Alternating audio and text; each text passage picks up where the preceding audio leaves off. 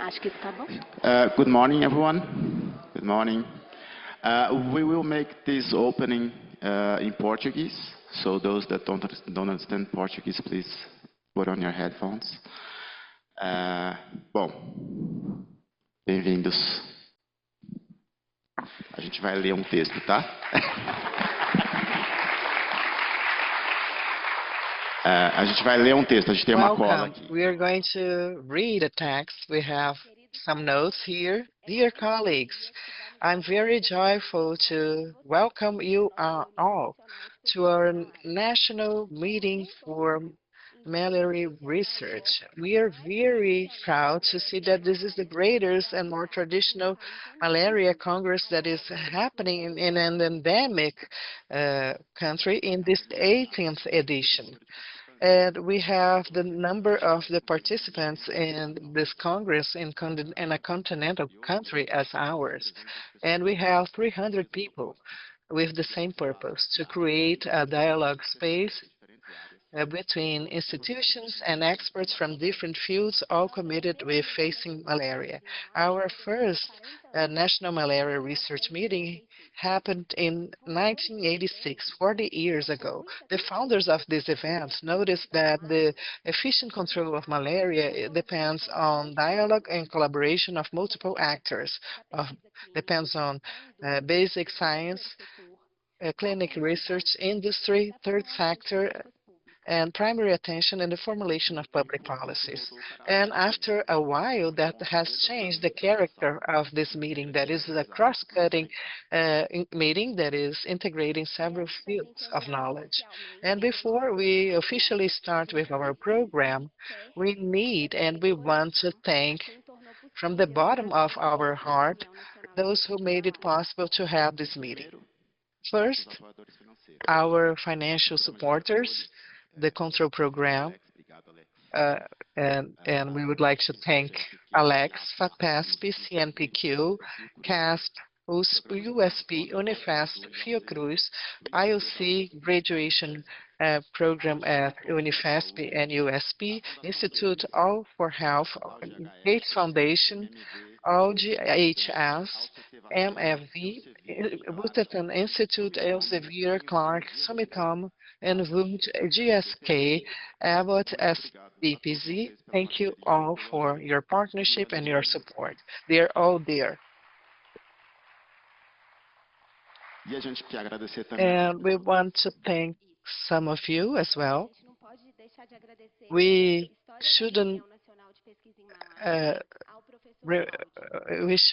forget about Professor Claudio. Claudio.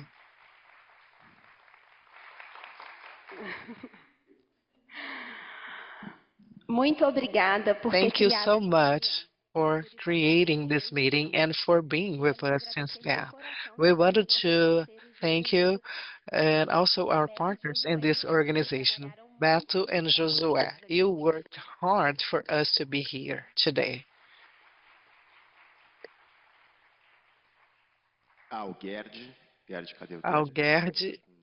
Gerdi, for your help with the bus. Gerdi organized the bus. Cássio, where's Cássio?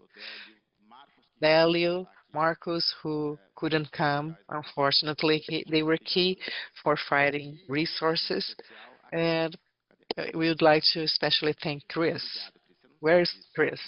You don't know about that, Chris, but we were almost drowning when you helped us. And we wanted to thank Fabio Costa, who trusted us with this mission and was always available to give us valuable advice.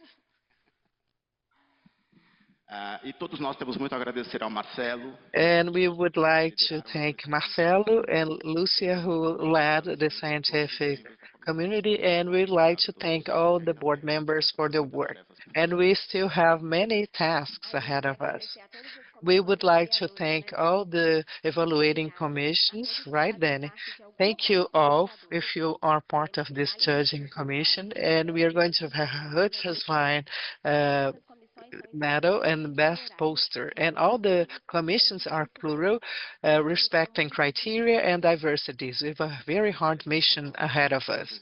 And other important pieces of information. We have great awards, and no organizing member, myself, Carol, Beto, Josué, we are not part of the judging board. So please do not exert pressure on us. And I'd like to introduce to you three people who are going to help us to maintain the program within time and space. So Farinha, Hugo, and Gui.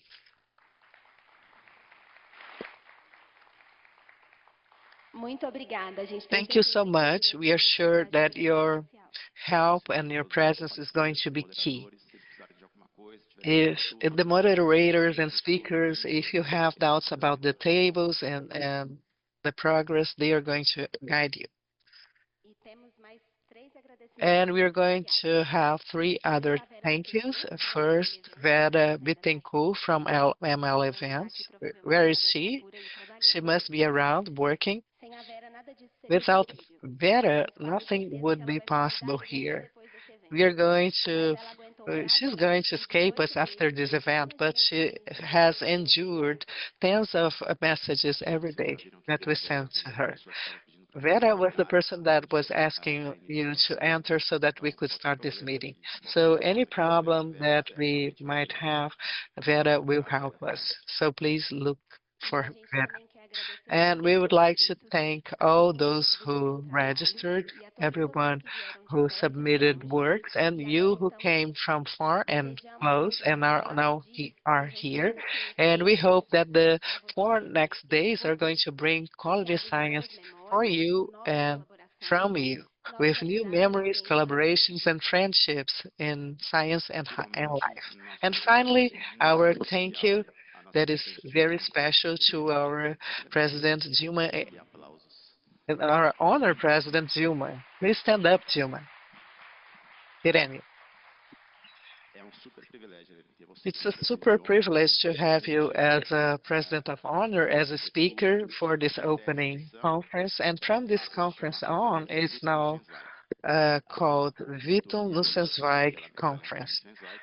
So Vitor and Ruti are always going to be honored in our meeting. And we hope that this event that is going to start in this very meaningful day for all of us, April 25th, that is the National Day to fight against malaria, will generate many ideas and reinforce our commitment with this disease. And we would like to give the floor to Professor Aluisio. He's going to introduce Professor Irene, and he will officially open this meeting. We will introduce now Aluisio.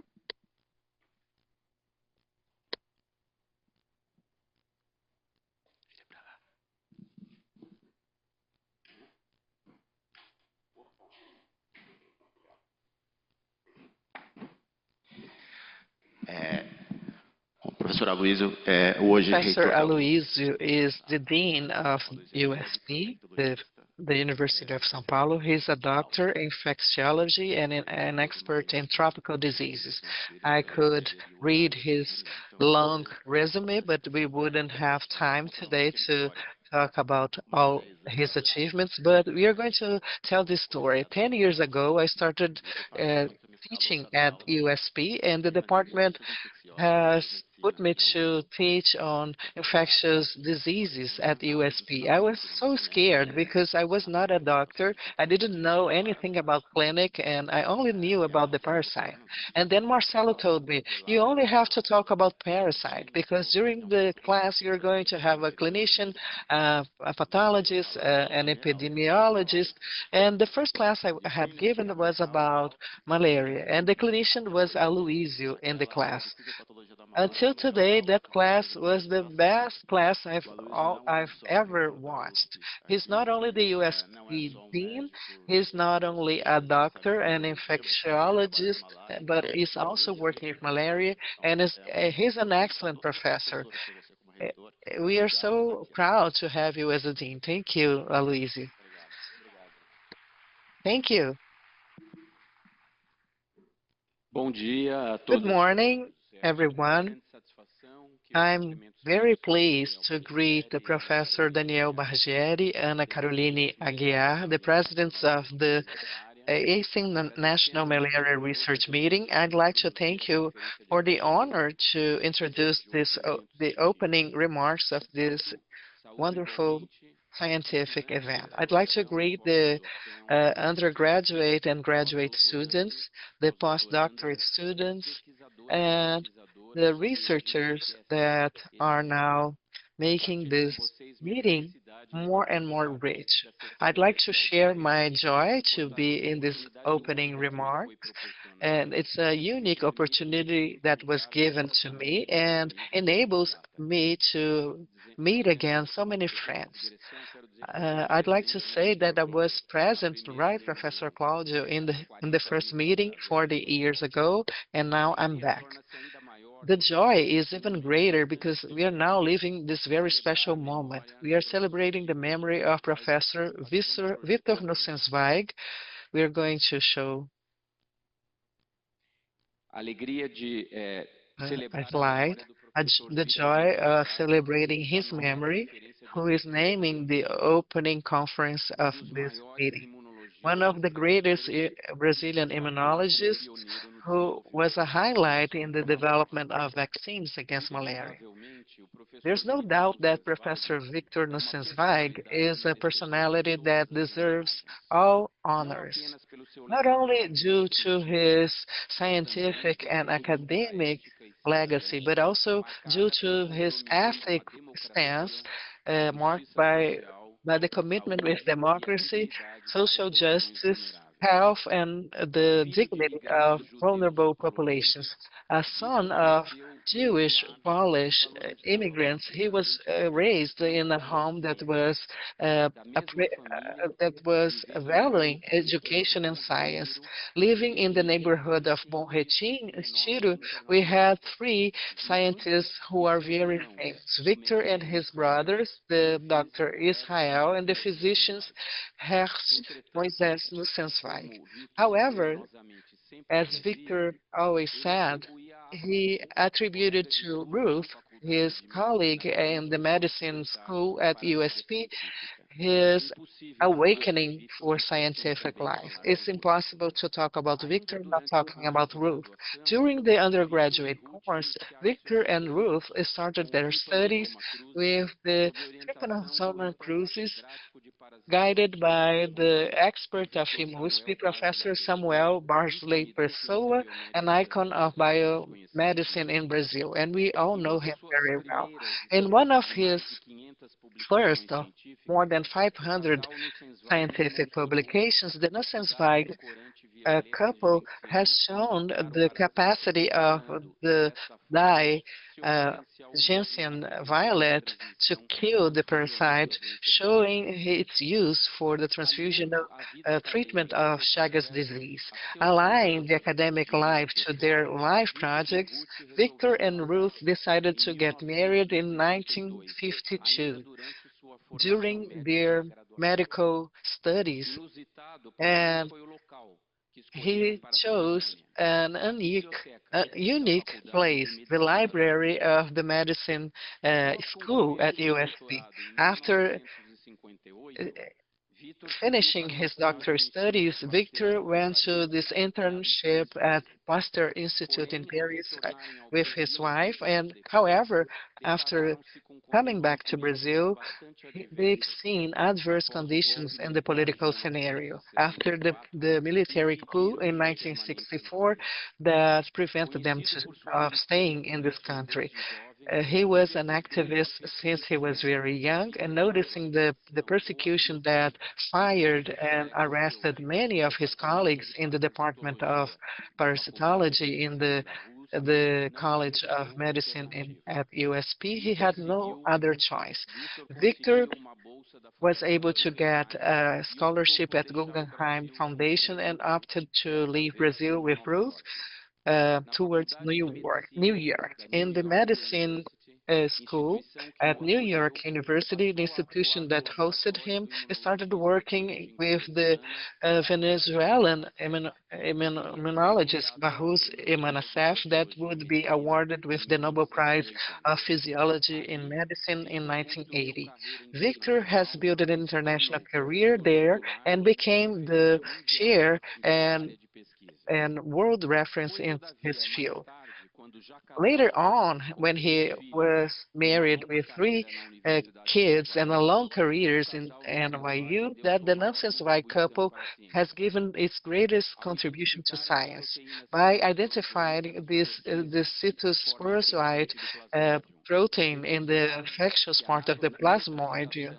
And after showing that neutralization with antibodies would reduce the infection capacity of the spirochete, they established the basis for the first vaccine against malaria recommended by the World Health Organization decades later. So this discovery has transformed the fight against the disease and has opened the way for new generations of drugs. Over their successful career at New York University, Victor has advised tens of Brazilian students and Latin American students in his research group, contributing for the excellent training of generations of researchers. Many of them could be here today in this session. The couple, Nussenzweig, has established themselves in 2012 in Brazil again, having worked for a few years at Unifesp with in a partnership with Sergio Sheikman, characterizing essential enzymes for development of the plasmodium. In a testimony for FAPESP magazine, Sergio Sheikman said that Victor knew deeply immunochemistry by trying to understand the molecular issues in the malaria response. He contributed for Ruth and her team of investigators to explore innovative way to face this parasite, establishing what Sheckman called the scientific synergy that was perfect. Over his career, Victor has received many honors, like the National Merit Award in 1938 and Carlos Finley Award in 1985, besides being a member of the Brazilian Academy of Science and the Academy of Arts and Science in the United States. Victor Nussenzweig has shown us that science could be a way of resistance, and especially a way to save millions of lives.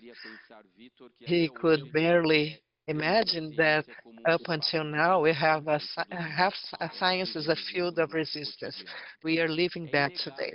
And it's undeniable that the Victor's discovery and the results of his partnership with Ruth are still relevant and considered a solid base for the advance of this drug against malaria. According to the trail that was opened by Victor and Ruth, Brazilian researchers led by Irene da Silva Soares are advancing today in the tests of a vaccine against this Vivax plasmodium, a parasite that is responsible for the most prevalent form of malaria in Latin America. The 18th National Malaria Research Meeting has the great privilege of counting to the honored presence of Professor Irene Soares for the opening conference. Graduated in medicine in the Federal University of Pará in 1983, master in microbiology in the Federal University of Minas Gerais in 1991, and doctor in microimmunology from the Federal University of São Paulo in 1998. Professor Irene is the chair of the clinical and toxicological department in the University of São Paulo. Her academic lead is filling us of pride and is translated in her work in different periods as the coordinator of the graduation program in pharmacy and toxicology in the pharmaceutical school, president of the graduate studies chief of a clinical analysis in that same institution. And nowadays, the Professor Irene is now collaborating intensely with the management of the University of São Paulo. And on behalf of our university, I'd like to thank you, Professor Irene. Working as the representative of the congregation of pharmaceutic congregation in the University Council, and she's also working as a member of the curator board of the University Foundation of our exam to enter university, FUVESP. She's also a member of National Institute of Science and Vaccine Technologies that is approved between the Federal University of Minas Gerais, René Rachu Institute from Fiocruz, Minas Gerais, and the Technological Park of Belo Horizonte. I believe that we all share the same understanding that it's a great privilege to host Professor Irene Soares, whose dedication on malaria vaccines is representing the continuity of the legacy that is started by Victor Nussenzweig. Welcome, Professor Irene.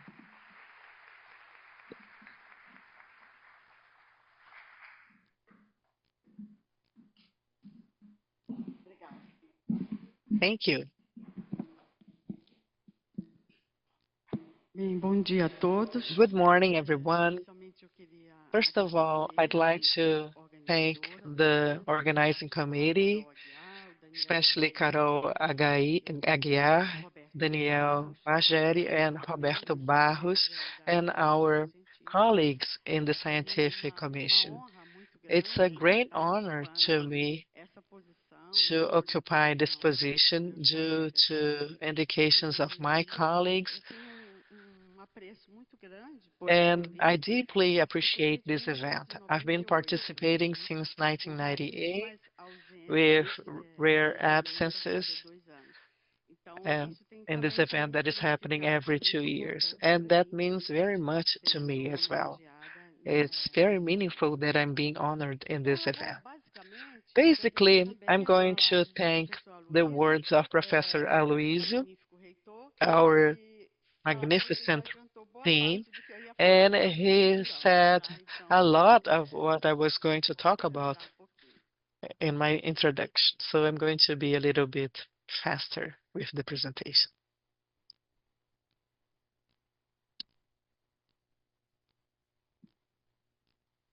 Não está aqui, não. Escondidinho, tá bom. Então, eu vou falar de uma vacina. So I'm going to talk about this Brazilian vaccine that we are developing against Plasmodium vivax in partnership with the Federal University of Minas Gerais. I'm going to talk about this trajectory and up to which point we went.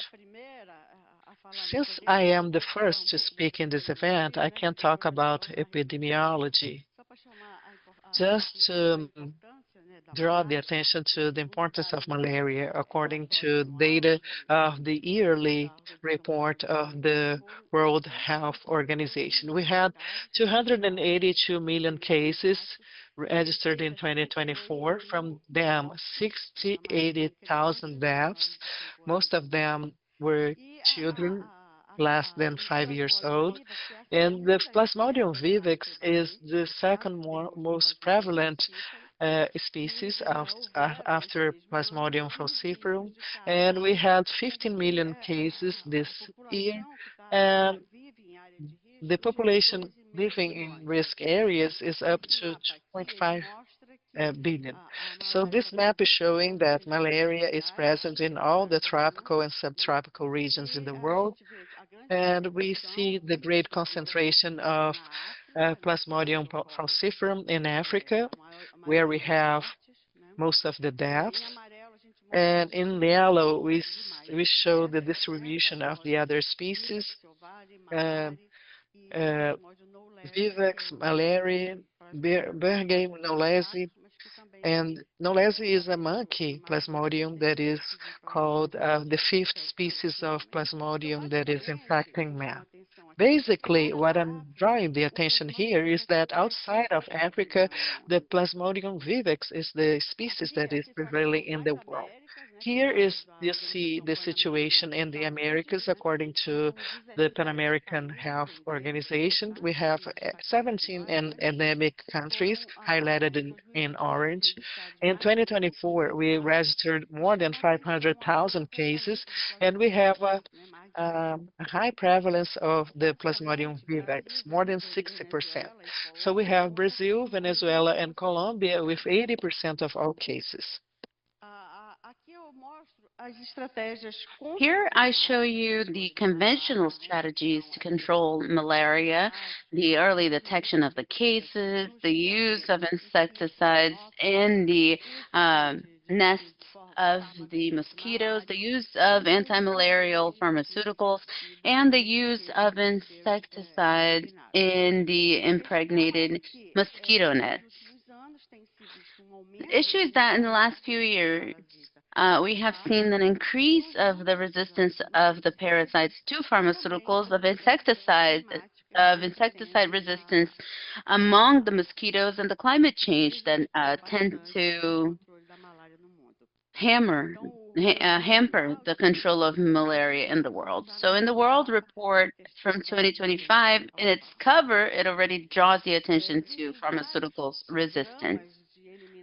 There are several elimination programs on behalf of the World Health Organization that launched this program in 2015, PAHO also in 2024, and the Brazilian government in 2022 launched a program to eliminate malaria. So our work is inserted in this context as another alternative to be combined with the other strategies so we can truly achieve these goals. The development of vaccines has been considered a priority. The Plasmodium life cycle is extremely complex. There are several different stages that are developed in the human being: the pre-erythrocytic forms, the asexual blood forms, and the sexual blood forms.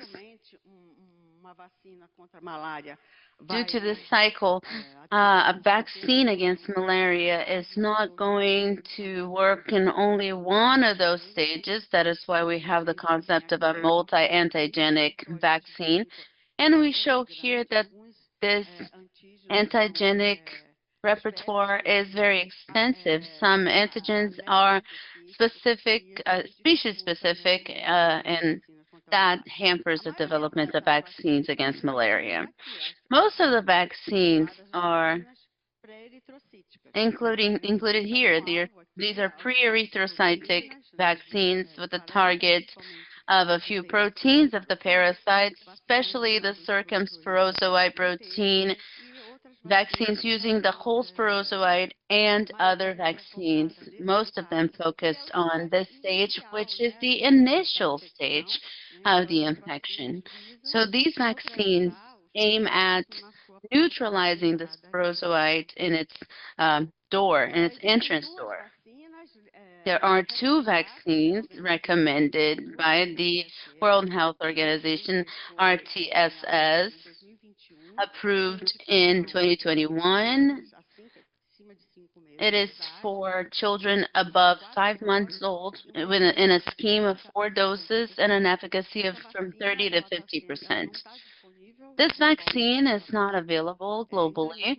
It is being implemented in regions with moderate and high endemicity with the purpose of reducing childhood mortality. So this efficacy of 30 to 50% initially may seem low, but 1/3 of the children can be saved.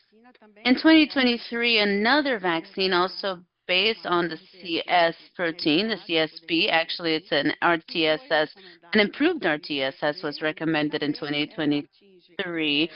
And it also encompasses this age group with the scheme of 4 doses, and there was an efficiency in this case of 70%. Both of them are still in the phase of implementation, and possibly these vaccines will not be used here in Brazil and in the Americas, because here Plasmodium falciparum is not as prevalent as the Vivax, and our area is not considered a high endemicity area.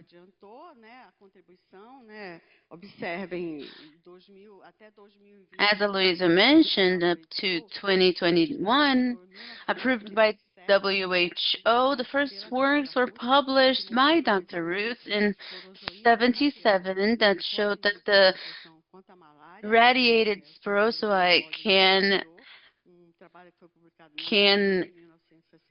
work against malaria using rodents. It was published in Nature, the study, and in the subsequent years they identified the protein, which is the circumsporozoi protein. They identified the region of the protein that was a target of protective antibodies.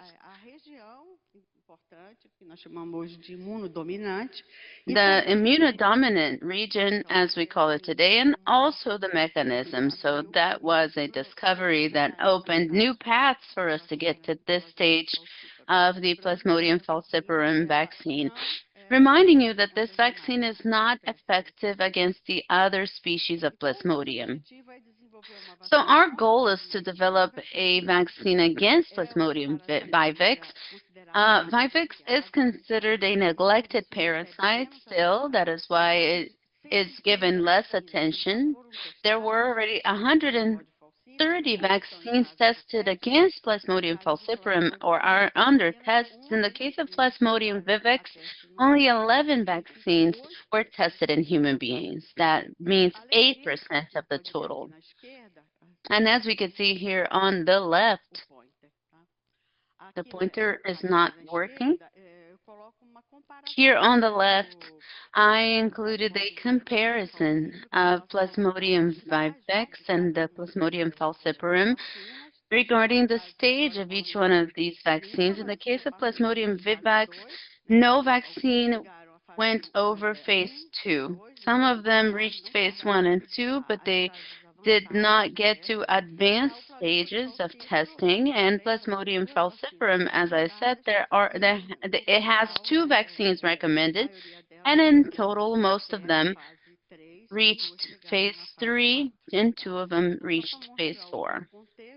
So this is just to show you the context that Plasmodium vivax receives less attention, but it is a more prevalent species in Brazil, in Americas, in Asia, so it's important to develop a specific vaccine for it.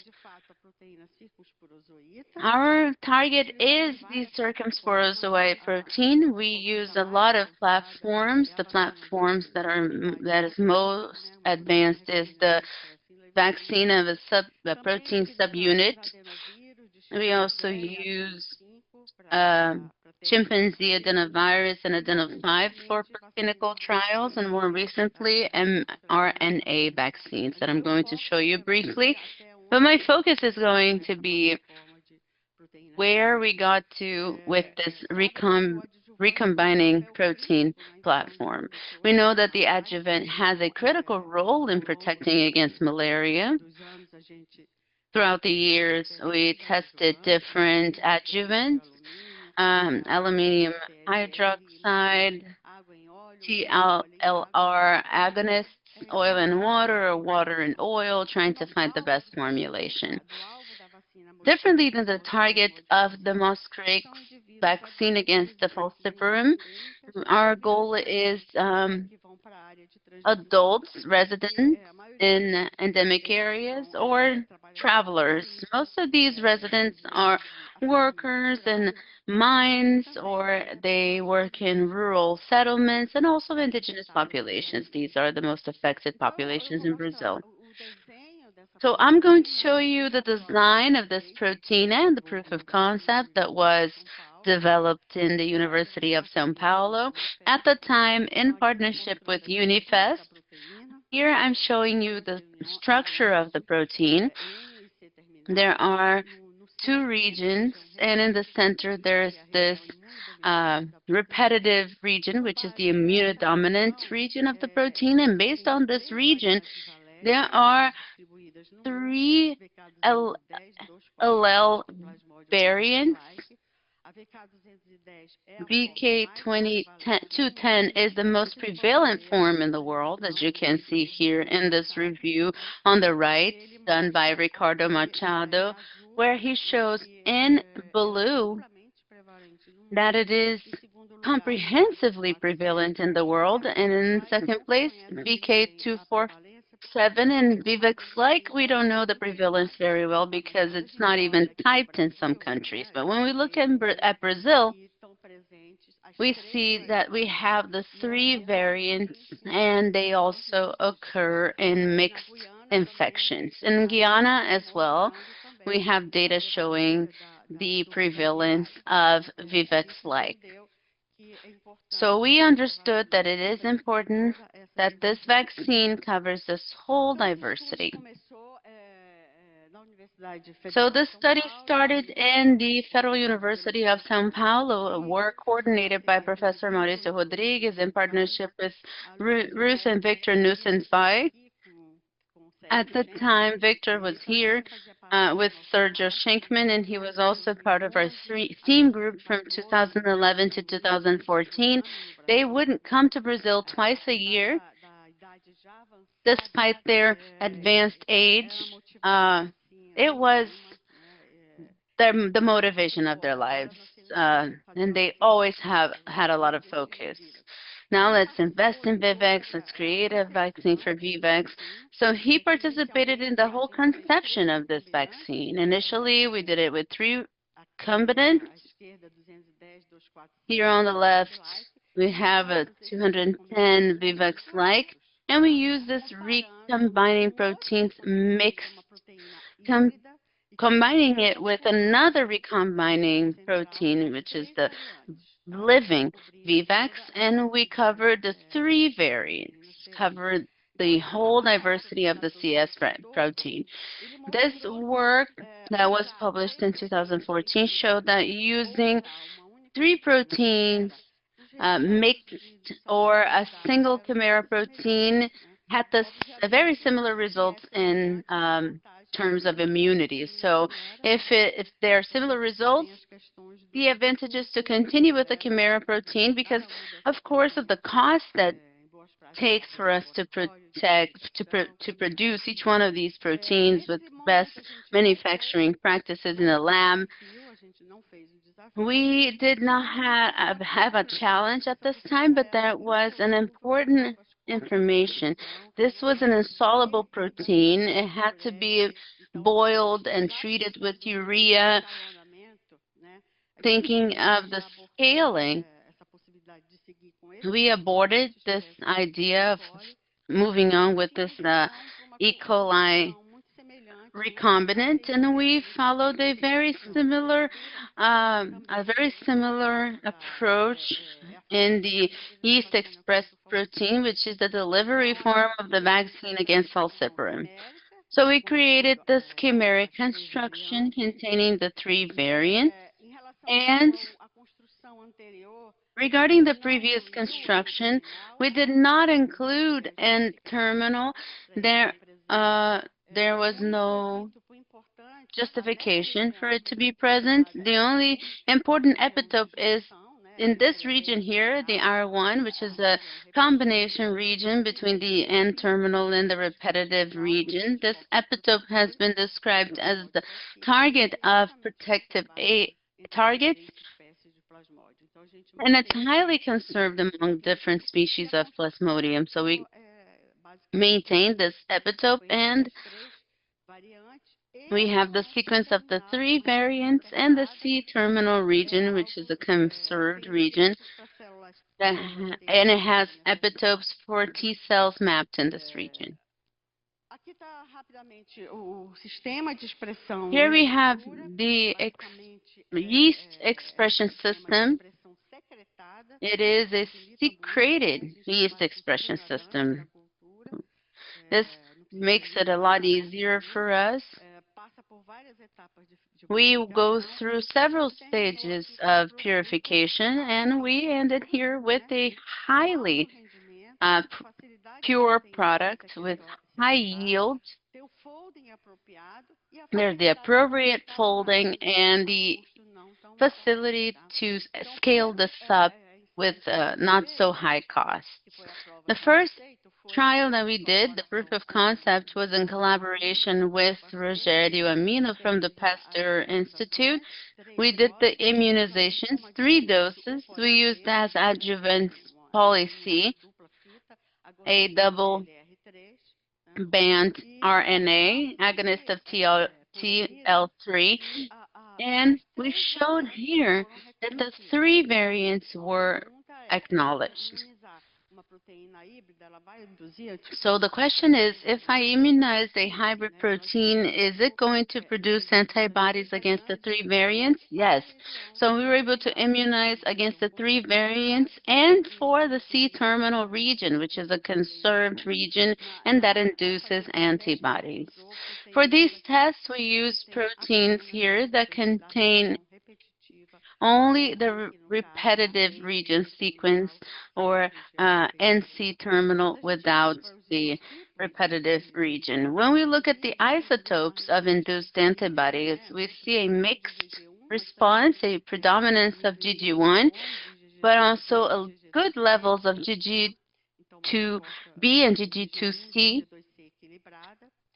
So it's a balanced response, and these antibodies were also capable of recognizing the sporozoite here in the native protein. With this data, the issue is poly-C is not used for human vaccines. It was already tested, but it is far from being licensed. So we started testing other adjuvants, including here aluminum hydroxide, a comprehensively used adjuvant in vaccines. It has been acknowledged for decades, and it is licensed for use in human beings. So we did this comparison in terms of magnitude of the induced antibodies response and in terms of the longevity of the response. You can observe here that both induced high levels of antibodies, and starting from the 150, the response starts decreasing, but it is maintained in a very good level up to almost 500 days. So the issue of longevity is something very important when we develop a vaccine. Then we looked at the response of B cells from the spleen after the 2nd and the 3rd dose, and we saw that both vaccines were able to induce cells that secrete antibodies, especially plasmacytes. And when we look at after the 3rd dose at the comparison, we see that poly-C induced a much higher prevalence of antibody secreting cells than aluminum hydroxide. Here we have precursor cells. We saw that the actually here it's after the 10th day, and we analyzed in the 5th day after the 3rd dose, and then the 10th day, and we saw that the response with poly-C achieved a higher population of cells. We also looked at memory cells. We characterized these memory cells using the spleens of the mice immunized with the same adjuvants, and we saw that the memory cells and the precursor memory cells are induced more efficiently using the poly-C adjuvant. Then we moved on to the crucial trial, which was the challenge of these animals. After 3 doses, they were challenged with, since Vivax does not infect mice, we use a transgenic parasite expressing the repetitive region of Plasmodium vivax, and these animals are followed from the 4th to the 10th day. This whole protection effort was done in partnership with Dr. Rogério Amino. In the 5th day of the infection, we see a very significant difference of the control group, the group that received the protein. Here we can see 4 animals that received sterile protection. We looked at the parasite load in the liver, and it's also a very significant difference when compared to the control group. And when we look at the survival curve, these animals, 76% of these 4 animals survived until day 10. We also used another challenge system that was established at Oxford University by Dr. Arturo Sandoval. If the same immunization system, 3 doses, and the difference is that the challenge is endovenous. So with Rogério Amino, it was with the skin, and here is an intravenous. So we had the opportunity with this group to evaluate the protection with the 3 variants. So we see this delay of the parasite development in the pre-patent with VK210 and Vivax-like. In the case of VK247, we weren't able to get this protection initially with the policy. In the previous slide, you saw that VK247 was with the lowest antibody titer, less antibodies compared to others, showing that the protection depends on the antibody response.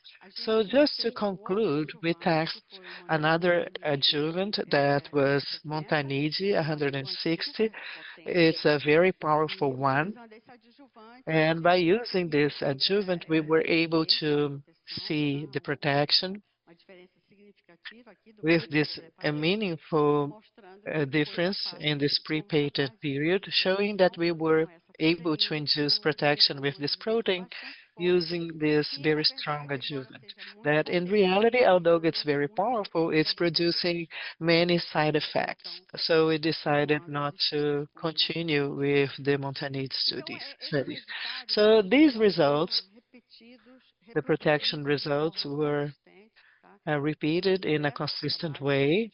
Here you may see several works we developed changing the adjuvant, combining different proteins, CS with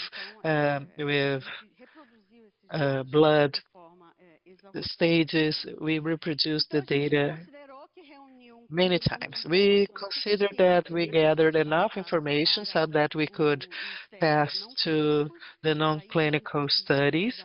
For that, we need the formula according to the best practice in lab, which is a big bottleneck in Brazil, that we get the certification to produce pilot batches. And basically, we established this partnership. We hired the services of the University of Nebraska, and basically they used our protocol. As you've seen, we have the growth in vials, and they used our protocol to use the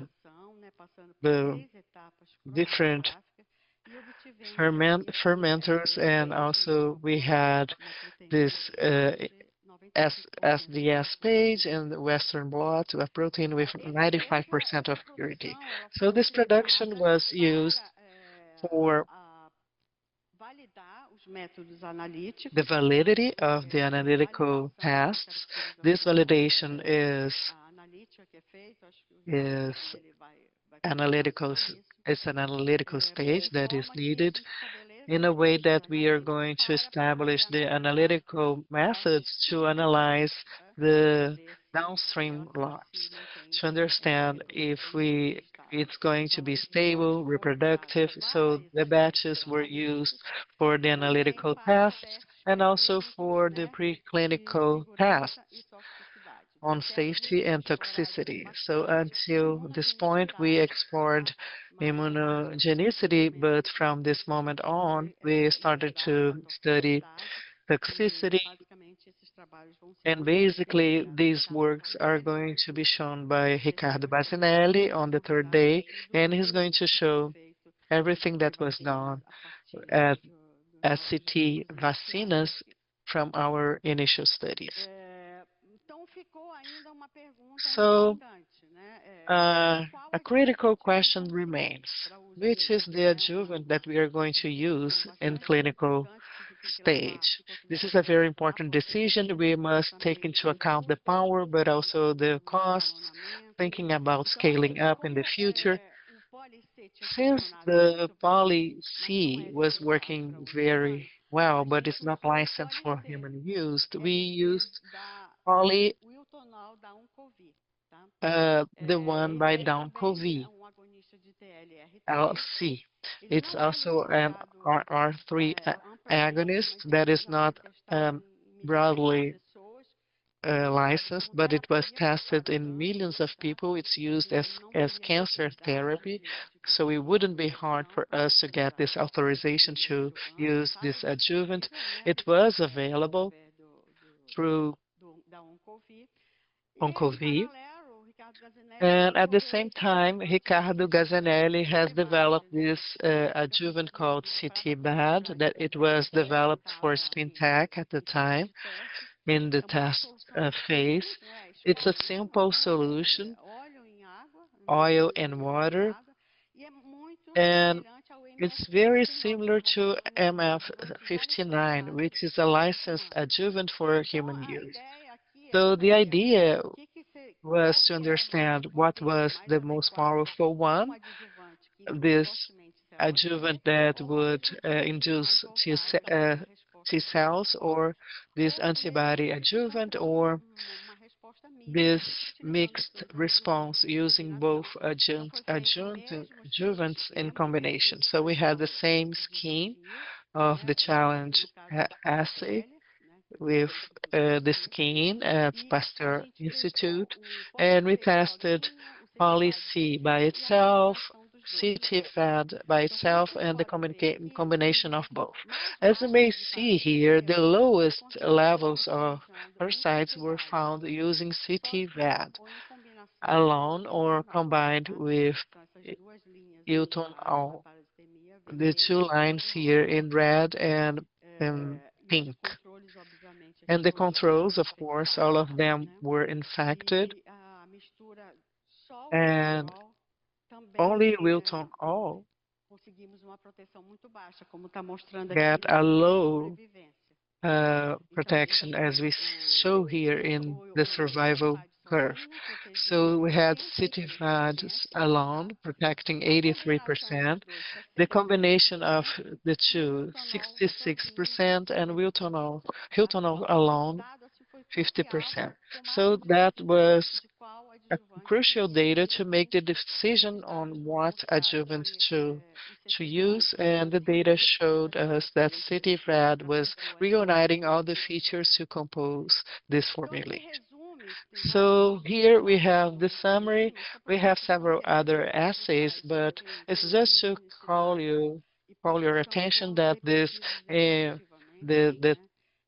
assays were repeated exhaustively. So here you see each one of the adjuvant tests: poly-IC, montanide, alidrogel, and the last ones we involve CT-VAD. Basically, that comparison that I've shown before, but it was tested the comparative with mice, and after deciding for CT-VAB, we used mice, and we tested immunogenicity and safety, and also in non-human primates. And we used this adjuvant for these tests. Later on, We got to 100% protection in the last test, and probably Ricardo is going to show this work that was submitted. The next step would be scaling up production for human use. So we had this GMP production in partnership with the University of Nebraska. I won't delve into details, but it was an upstream and downstream protocol, basically reproducing the data that we had obtained initially. We were able to get this pure protein with an excellent yield. So the formula that we are going to work with is called Vivaxin. So this formula is the chimeric protein that is more stable than the liquid form to be resuspended in the moment of use with the oil and water adjuvant, CDVAT. This partnership of is for veils is made with Cristália. So this is the journey from initial tests in my lab. Later on, the partnerships were extremely important until we get to the stage of regulatory approval, and we are waiting for this approval to start with phase 1 tests with humans. So I'd like to reinforce the partnership with CT Vacinas because we don't have the best practice of lab in the academia, so we had to go abroad. But from this stage of characterization of IFA, all the analytic part of the product with immunogenicity tests reproduced and safety tests in mice, rabbits, monkeys. From then on, CT Vacinas had an essential participation, and if it weren't for them, maybe we would have to interrupt this work.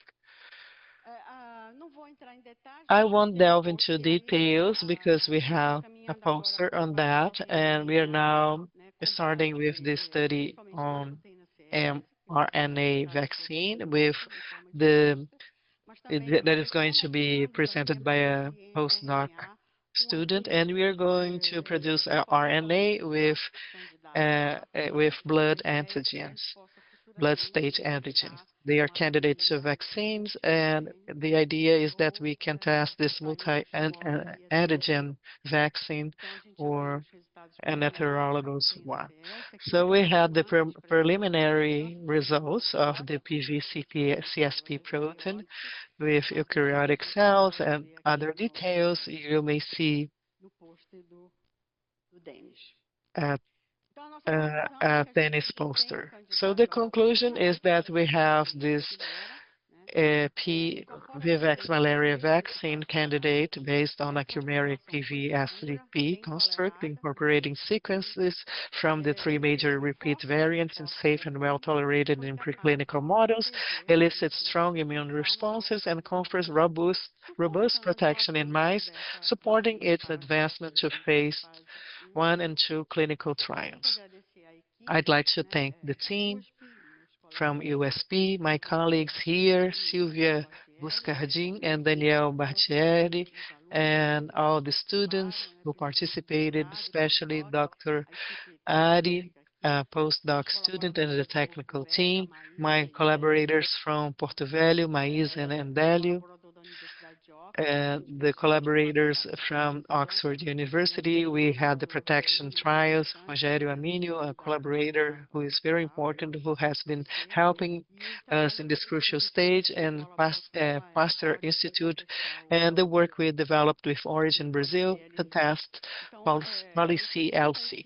So I'd like to thank the CT Vacinas team, coordinated by Dr. Ricardo Gazzilelli, Dr.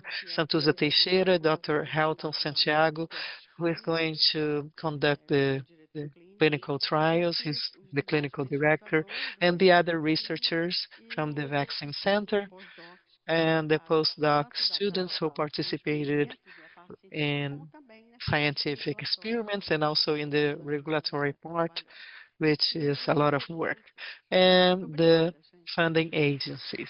Thank you so much.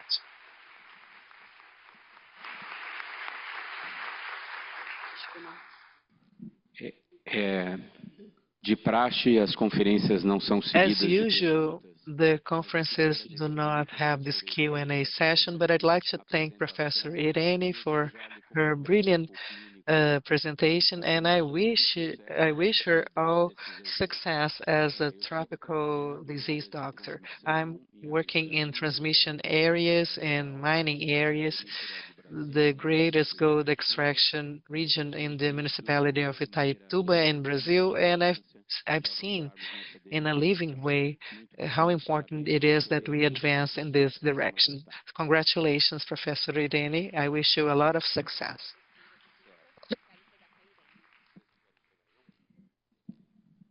Bom, me incumbe aqui a presidência Now I should go on celebrating with display our honors to Professor Irene Soares for the opening of this conference, this National Malaria Research Meeting.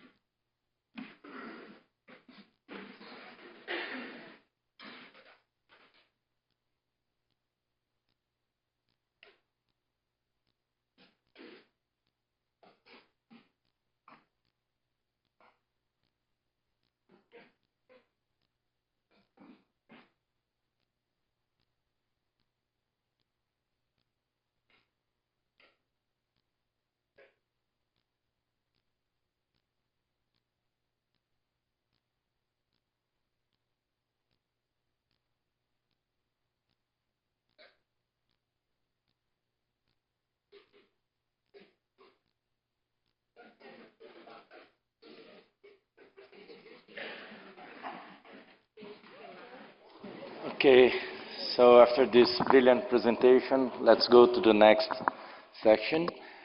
So what I'm going to do now is to invite the speakers to join us on the floor. And so the first one is Professor Georges Snounou from Institut Pasteur in Paris. The second speaker is Professor Joana Carneiro da Silva from the University of Maryland. And the third is Dr. Tais Nobrega de Souza from Fiocruz, Minas Gerais. You can probably, yeah. And so let's start. Where is Tais?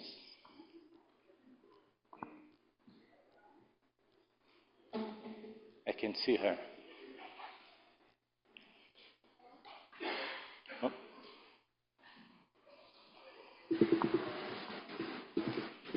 Oh. Daniel? We are.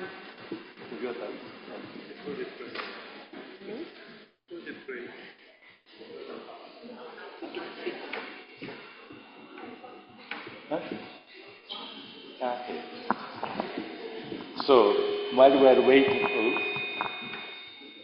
for, okay. So I guess we can start.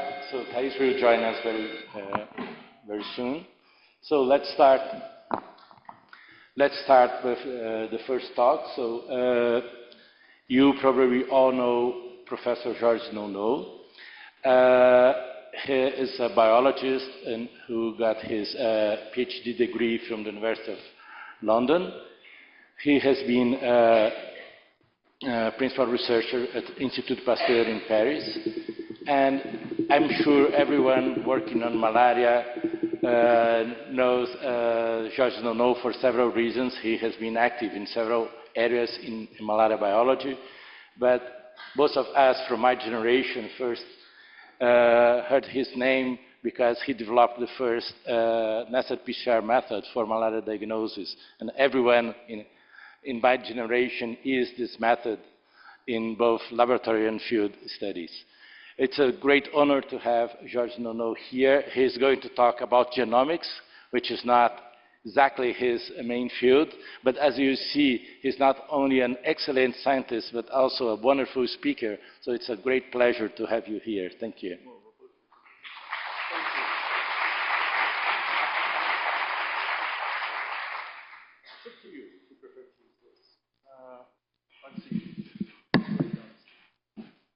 Well, thank you very much for inviting me for the third time to attend this conference, which I enjoy very much, and I'm very honored to be here. I'm maybe a little bit more mitigated about being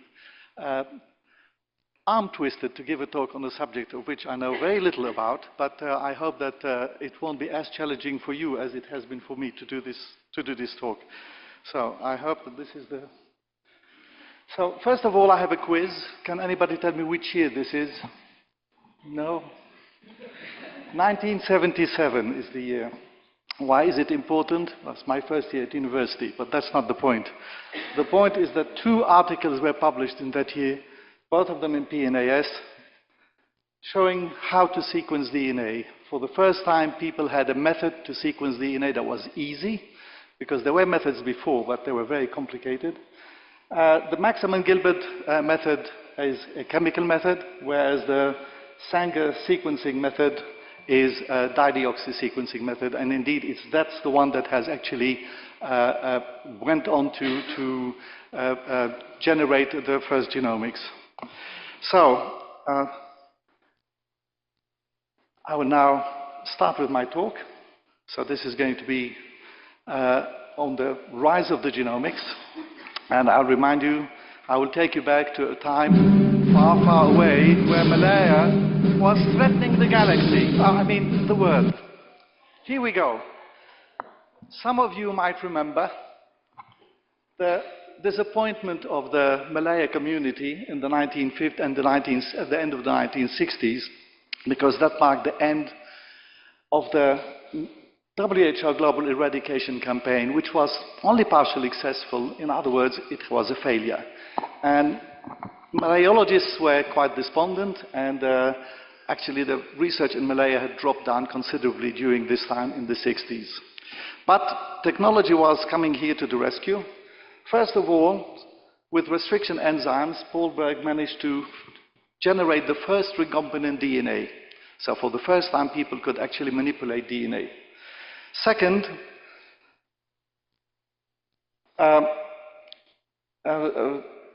Milstein and Kohler have developed monoclonal antibodies, and for the first time we had probe in which to kind of detect specific molecules. Much more important for the malaria community, in 1976, P. falciparum was put in culture by Jensen and Traeger, and you can see Ruth Nussenzweig talking to Jensen over here. Now, with these 3 technologies coming together, malaria researchers kind of became much more optimistic and started the era of what I would call the vaccine era. The chase for the vaccine started in the late 70s because they could now potentially identify, clone, and use the proteins that they would consider as vaccine candidates. And indeed, the first vaccine candidates appeared in 1918, that was the CS. But that's another story. It took 40 years for the first vaccine to develop since that time. So, DNA sequencing came exactly at the right time, because with the ability to clone, one needs to be able to see what the sequence that we're cloning, and without that, it would have been very difficult. Now, in those times, the late 70s and 80s, whatever your religion, you had only one Bible in a molecular biology lab. This is molecular cloning Maniatis. For those of you who worked in that time, they would probably have, this is my own copy of Maniatis photographed. It looks in good condition, but believe me, it has been much used.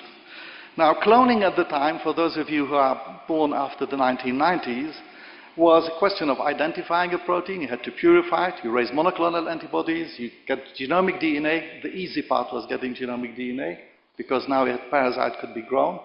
You construct an expression library, not always easy.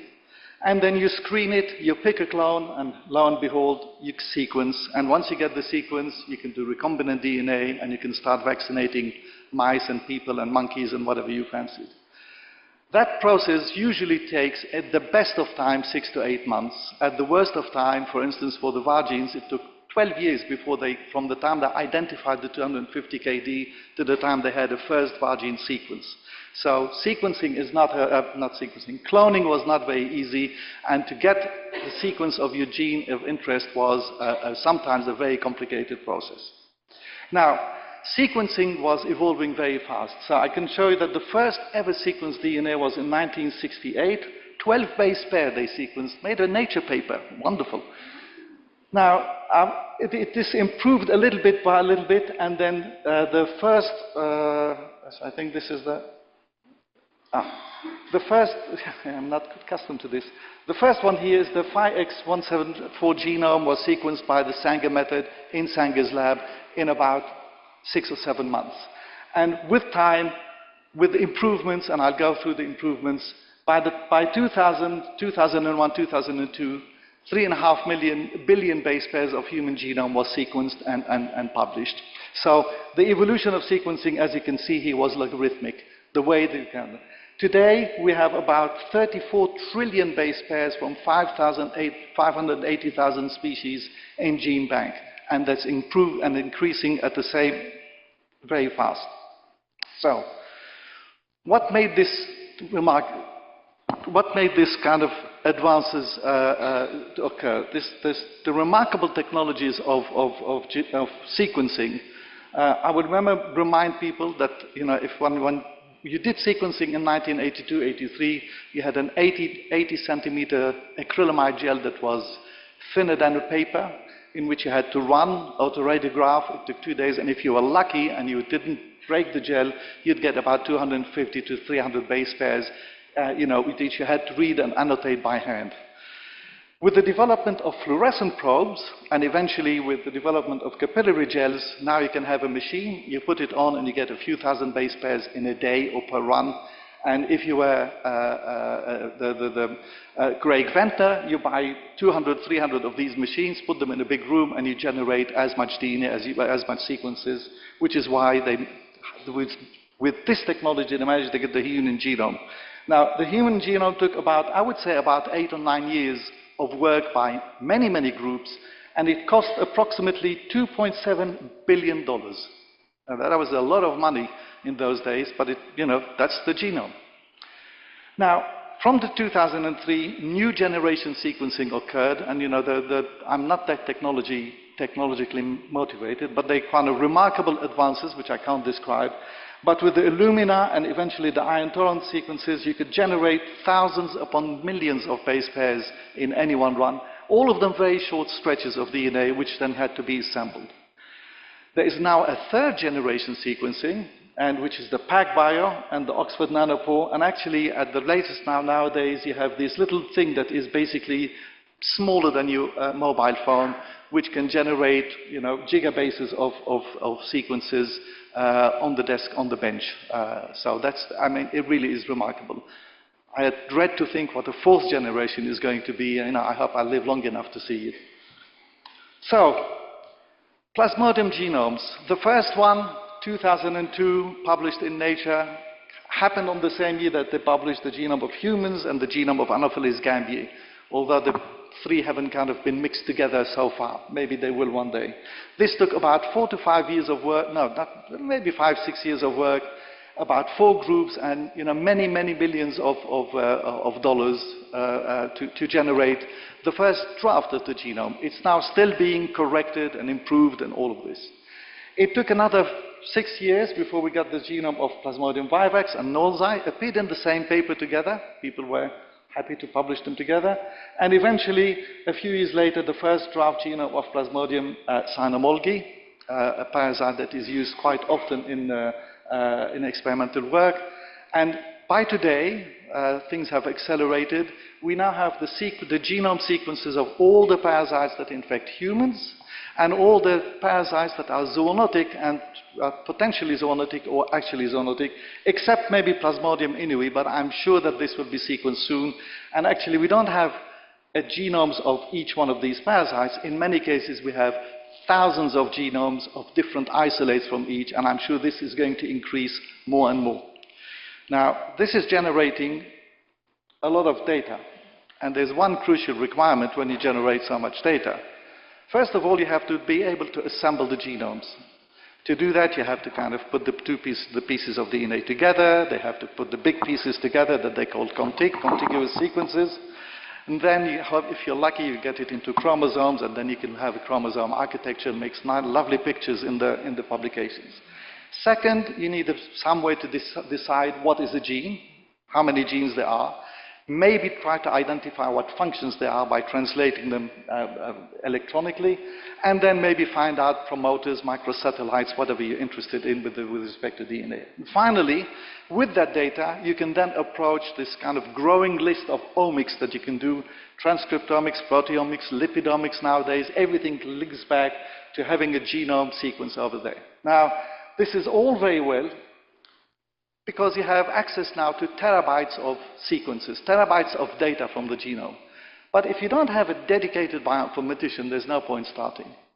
I've known in many labs where people have a terabyte of data, 10 million, 20 billion DNA sequences, but they can't find an informatician who can actually put them together. So it is very important to have a bioinformatician before you embark on doing genomics. If that's one message I give, please, that's the most important one. Secure the bioinformatician. He's, sadly to say, more important than the people who do the sequencing. He's the person, or she's the person, who is going to be able to analyze the data. And if you can find a bioinformatician who understands malaria, then you hit the jackpot, because many of them don't understand it, and their analysis is sometimes meaningless.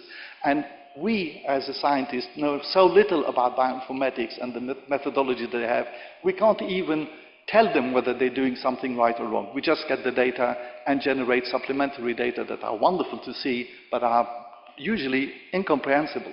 Anyway, with the genome, I'm going to wind down quickly, we had a new hope. The malaria community in the 2002, 2003, the genome was everything. Those who sequenced were heroes. They were kind of giving the Nussenzweig talks and the Lou Miller talks. And they were the ones who gave all the talks, because they were hoping that, things are now going to improve. Now, the best improvement, immediate improvement, is that you had gene on demand. If you wanted to clone, you just dial up the gene. You just open your computer, go to the database, say, I want a gene of this. If it's identified, you get the sequence immediately, and you don't need to do the cloning. Or you can see whether there's homologs in different species, and you get the genes. Cloning became a matter of, one afternoon on the computer.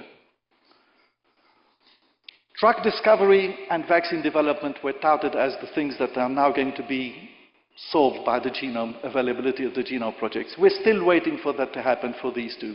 I don't know of many drugs that have discovered by genomics, nor any vaccines that have been developed by genomics to date. But maybe with AI, this might actually become something that will happen. The things that were useful, where the genomics gave results were functional studies and epidemiology. And with these two, one would hope to actually get the holy grail, which is understanding how the parasites and the host combine together. Now, exploiting the genomes with respect to the epidemiology generated with availability of the genomes, a large number of genome-wide associated studies became possible. These require big computing, little brain. To try to identify clinical markers, try to identify drug markers, try to identify antigens, the first and the third yielded nothing so far, mainly because of it's difficult to do a clinical GWAS analysis. People don't realize this, they still do them, but they haven't yielded anything, in my opinion, as yet. The drug studies were very useful because they managed to identify point mutations that were important in drug resistance. They haven't identified new drugs as yet, but they've made it easier to identify why a particular protein becomes resistant to a particular drug, which is a most important problem in malaria nowadays. Population-wise, it allowed us to give the parasites a passport. So you can tell now you have a pre-falciparum of South African origin, of Ghanaian origin, of Thai origin, you know, so we can introduce a bit of racism in malaria and decide that, you know, whether parasite is an intruder or a foreigner or is your local parasite. This has been done for falciparum, for vivax, and I know that done for other things. It does allow you, if you suddenly have a person comes in an area where there was no malaria or has malaria, you can maybe identify whether he acquired it in Honduras or acquired it in Senegal. Whether that is useful, sometimes it is, but sometimes it's just nice to know. It has also been used a lot by phylogeneticists and to understand the evolution of malaria parasites. So, for instance, in a much recent time, with more and more sequencing, we can start putting as just a, I don't know what I can, sorry. Ananias Escalante generated these kind of big tables which tells you whether the parasites of rodents came before those of falciparum, whether falciparum evolved from which parasite or not.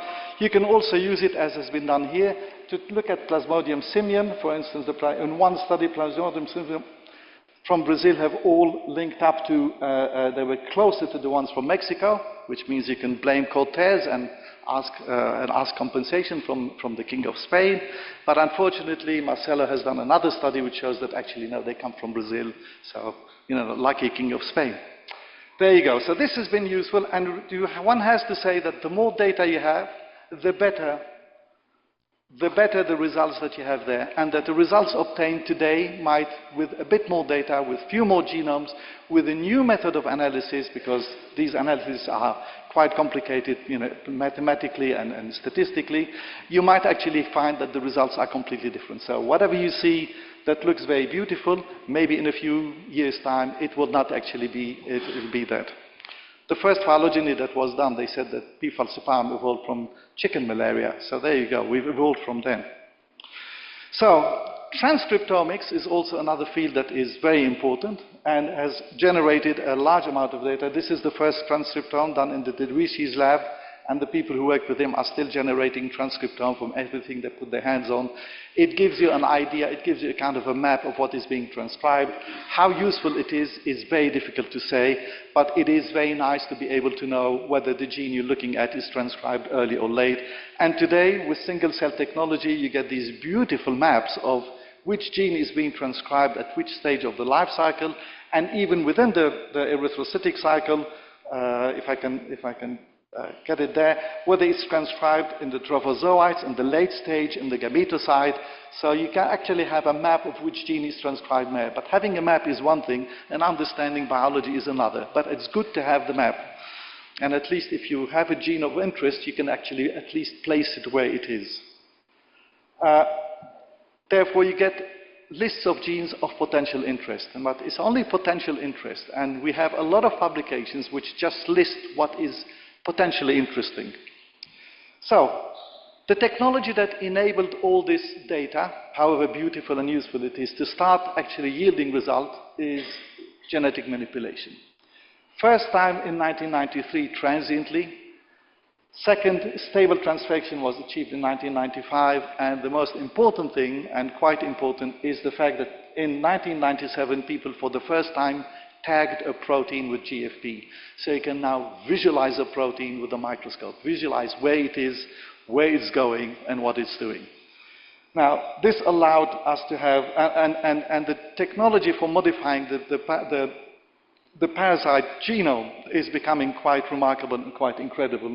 It's more and more complicated, not complicated, but it yields better and better results. You have a much more control about what you can make your parasite do. You have inducible markers, you protein tag them, you have gene swapping, you can go put the gene from one species in another and see what happens. It's kind of Frankenstein-style studies, but they're very useful. And that allowed us to have a lot of functional studies. I'm not going to go through the list of genes whose function has been known, because if you knock them out, what happens, what the phenotype, and what it is. And in my opinion, one of the most exciting development is in vivo imaging of parasites. And I will finish with three films. Oops, I don't know how to get back. Can you please? So these are films of sporozoites coming out of a proboscis of a mosquito. There you go, they're kind of colored in red. A person who's actually a virtuoso of doing these sorts of studies, exploiting tagging and in vivo imaging, is sitting here in the audience. Rogerio Amino is here, and these are the last two films are from his lab. One of them is sporozoite trying to find a vessel in order to go in, and the last one is a sporozoite getting into one of the areas of the liver and trying to penetrate into the hepatocytes. Now, seeing is believing, and one image is usually worth a couple of articles of speculations. So I think that this is going to be provide a lot in future. But I will remind you that in vivo veritas, whatever you see in culture, whatever you see in your beautiful images, you have to end up going and ask in vivo what is happening. And sadly nowadays, we're restricted to mice, which are not the ideal model, to macaques, which are a very good model but very expensive, and humans, which are a very cheap model but very limited in use. There you go. So, from terabytes data to parcel of knowledge, this is what genomics should give us. And hopefully you have to be able to exploit all of this, but we're limited by imagination, of which I hope they're plentiful, and money, well, unfortunately, much less than one would hope to have. So thank you very much for your attention, and no difficult questions. Okay, thank you. It's good. I guess we will have the questions at the end, right? Right, no problem. Thank you. So thank you again very much, George. And we will have the questions at the end. So we do have time for the questions, but I think we can combine questions to all speakers. I think it's more productive. Okay? So our next speaker is Professor Joana Carneiro da Silva from the Institute of Genomics of the University of Maryland in the US. Joana obtained her biology degree from the University of Lisbon in Portugal and her PhD degree in genetics from the University of Arizona in the US. She has been one of the leaders in the area of malaria genomics. She is the second author of the famous Plasmodium vivax genome paper, right? And it's a great pleasure to have Joana here. She is not only an excellent scientist, but also a great collaborator. So the floor is yours. Thank you very much. Thank you.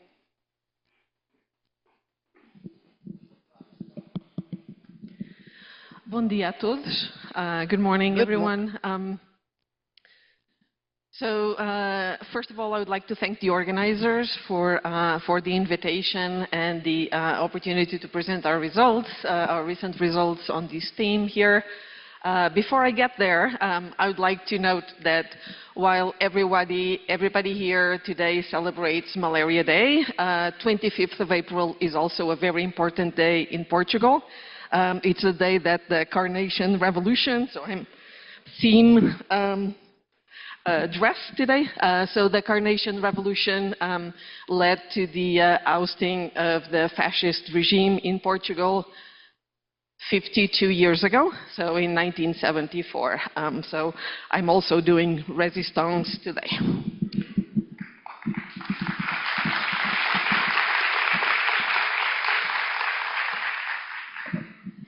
So it was a great introduction that we just heard for my talk too.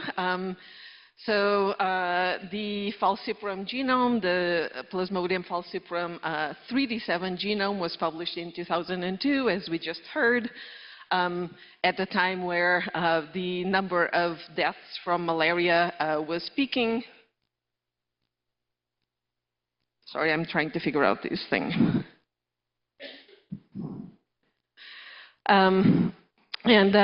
The publication was the result of a consortium of several organizations and institutions, including 3 sequencing centers, one of them being Tiger, the Institute for Genomic Research, that I joined in 2002, just as the falciparum genome was coming to fruition.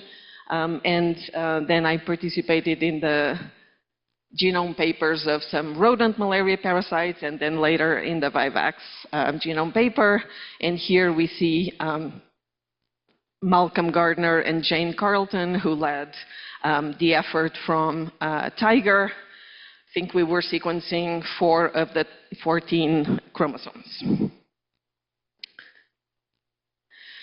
So in 2002, we have the 3D7 genome. We know now that it's composed of 14 nuclear contigs or super contigs, chromosomes, that they were ordered or they were named according to length from smallest to largest, and that is overall conserved in all strains that we have sequenced to date. I'm showing here a few examples. And we also have 2 chromosomes, 1 each in the mitochondrion and the apicoplast. And soon after, a few years later, there was a meeting at the Broad Institute, supported by the Wellcome Trust, where the goal was to come up with a consensus of what next steps might be now that we have the genome. What might we, or what are the most pressing next steps? And sort of these broad 4 areas were outlined: the identification of disease-causing features, the genetic basis of parasite phenotypes, some key genes or gene products that are important for the life cycle of the parasite, and the goal of making these genomics resources available to the community. I would say that for the most part, as we will hear throughout the next 3.5 days, I would say that goals 1, 3, and 4 have produced amazing results. I would say that perhaps the point that is lagging a little bit behind, and it's the sort of the focus of my talk today, is the understanding of the genetic basis of especially complex phenotypes, and in particular, what types of information can we gather from the multitude of genetic data, genome-wide data that we have that points to genetic variation. What can we infer from that genetic variation in terms of phenotypes of interest? In particular today, I'm going to focus about these 2 topics that we're pushing forward now. One of them, as we just heard before, we know that there's a tremendous amount of genetic variation that has a geographic component to it, and another, but we don't necessarily know what functional impact that variation has. And a second point is genetic variation in known coding regions. So just very briefly, first in terms of the relationship between genetic variation and geography. So early on, Olivo Mioto and his group showed that there were differences between continents, in particular Africa and Southeast Asia. And then later, a student in my group, Kara Moser, also sort of showed nicely with this picture that that variation is present not only just between Africa and Southeast Asia, but clearly between the Americas, Africa, Southeast Asia, and Oceania, represented by Papua New Guinea there. And in addition to that, even within Africa, there's differences between East and West Africa.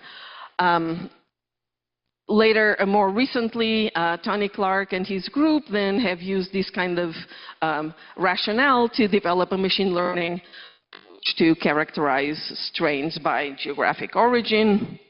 But what we don't understand is that whether this is just simply the result of a balance between mutation and drift that leads to isolation by distance, or whether in fact there is an adaptation component to this type of geographic differentiation. Now, on the second topic, so I'll come back to the previous topic, but on the second topic, okay, now we have the genome of the clone 3D7. It was cloned from NF54, likely from West Africa, and we know that about 53% of the genome encodes for proteins. And that is where the vast majority of research has focused, is this protein coding component of the genome. And we know relatively little about the functions of known coding regions. One thing we do know is that it's incredibly AT-rich, even more AT-rich than the average of the genome, which makes it particularly difficult to study. We also know that there's hundreds of thousands or over 100,000 microsatellites spread throughout the genome. These microsatellites, there's some evidence that might be overrepresented in promoter regions. And we also know that these microsatellites mutate at a really fast rate. So why would you have some highly mutagenic sequence in a promoter region? So is this just the fact that selection is not strong against these types of rapid mutation patterns? Is it not strong enough to be eliminated by selection? Or is it that there is some advantage to some of these microsatellites? So then a couple of years later, I saw this really interesting talk by Zibi, where he showed from his group that there's a gene, PF-CYP19B, where a promoter region that has a microsatellite in it, so variation in the length of number of repeat units actually leads to, that we see here, leads to differences in transcription intensity in the downstream gene. And so once the number of repeat units deleted relative to 3D7, that's shown in pink, was larger than about 6, then the gene downstream increased, then the transcriptional output of the gene was increased, and that increased also drug resistance phenotype. So then the question is, well, oh, sorry, there's a typo there, but is this PF-CYP19B an exception? Or is it that microsatellite length might in fact be advantageous? The presence of microsatellites in promoters might in fact be advantageous in under some circumstances. So to address this, we decided to generate several different genome assemblies that were geographically representative. So we generated assemblies from strains collected in West Africa, East Africa, and Southeast Asia. This is largely work by Kara Moser and Kit Vivedi.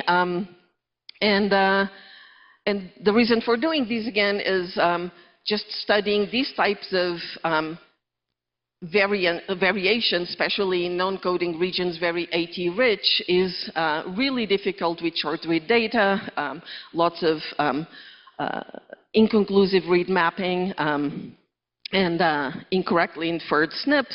And so we decided to go at it with de novo genome assemblies. And so I'm going to just mention briefly variants at 3 different levels that are pertinent to the discussion. So one of them is variants at sort of a large scale, so large structural variants. We can see from the results over here that so we're plotting the length of genome assemblies from different geographic regions. And you can see that based on these strains that we sequenced, genomes from Africa appear to be slightly larger than genomes from Southeast Asia. And one of the things that we have discovered so far is that, for example, several large-scale rearrangements shared by several of these strains, even when they are from different countries, explain some of those differences and explain also the different frequency of some of these members of multigene families in different geographic regions. So some of these very large-scale deletions that can, or expansions that can get to several dozen kb justify some of these differences. There are also small structural variants that are potentially of interest in the context of geography. So what I'm showing here is an alignment of a region, an intergenic region, or a region that we call inter-CDS. So between coding sequences, we should... so here, each of these lines, there's about 20-some, 30 assemblies lined up. You have on top in yellow 3D7, then in oranges West and East Africa, and then in red Southeast Asia, and finally at the bottom we have outgroups Plasmodium prefalciparum and Plasmodium reichenauii. And what we see is that there are some differences that are fixed between strains that are associated with geography. So in particular, these region here, so you see downstream of these gene in chromosome 10, PF3D7, 10, 174, the promoter is completely different in Africa relative to Southeast Asia, and in Southeast Asia, Southeast Asian strains retain the allele present in the outgroup. So supposedly the ancestral allele, but the promoter region has a very large deletion in the African strains. So what are these structural variants doing? How do they contribute to phenotypes? And finally, even at the single nucleotide level, there are important differences that it's key to keep in mind. So what we did here, this is sort of an exercise in bean counting, but what we did here was we picked several hundred strains from West Africa, East Africa, and Southeast Asia, and we mapped them each to references from West Africa, so PF3D7, a reference from East Africa, MAL31, and a reference from Southeast Asia, from Cambodia, PF657. And what we show is that when you map West African samples against these three references, they map best to PF3D7. But if you now map East African samples to these references, they map, you recover most genotype or most positions in the genome to genotype if you map against an East African strain, and likewise if you map Southeast Asian samples to the three references, you recover most genotyped sites when you map against a reference, a geographically relevant reference. So it's really important to keep in mind that every time you map short-read data against a genome assembly, you are going to be dealing with ascertainment biases, and it's really important to keep that in mind. Those differences may appear small, but you can see that this is a number of genotype sites. We're dealing here with over a million genotype sites, and so some of the differences you see here are of the order of 50,000 SNPs. So these, not 50,000 SNPs, 50,000 genotype sites. So you can genotype an additional 50,000 genomic sites, and some of those might contain your causative SNPs. So it's really important to keep this in mind. What might the next steps be? So we've built now a pan-genome composed of genome assemblies from several different geographic regions, and based on this now we will be able to understand, again, these results are based on just a handful of genome assemblies, but we have thousands of short-read data sets, so we can now map those short-read data sets against the pan-genome and figure out what is the actual frequency of some of these structural variants in different geographic regions. So just a few more slides now on what is happening in the non-coding regions, and a lot is happening in non-coding regions, so I'm going to focus specifically on that question of microsatellites in promoter regions. So this is work by Yiwei Yang in my group.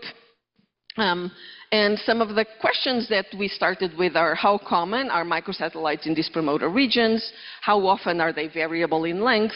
And does this type of variation have a phenotype? It might be that CYP19B is an exception. So what we are, the way that we decided to go about this is focusing on inter-CDSs, so regions that include the UTRs plus the intergenic region. As expected, those inter-CDSs vary in length, depending on whether they contain two promoter regions, so 5' inter-CDSs versus one stop codon, so one 3' UTR and one 5' UTR, or two 3' UTRs.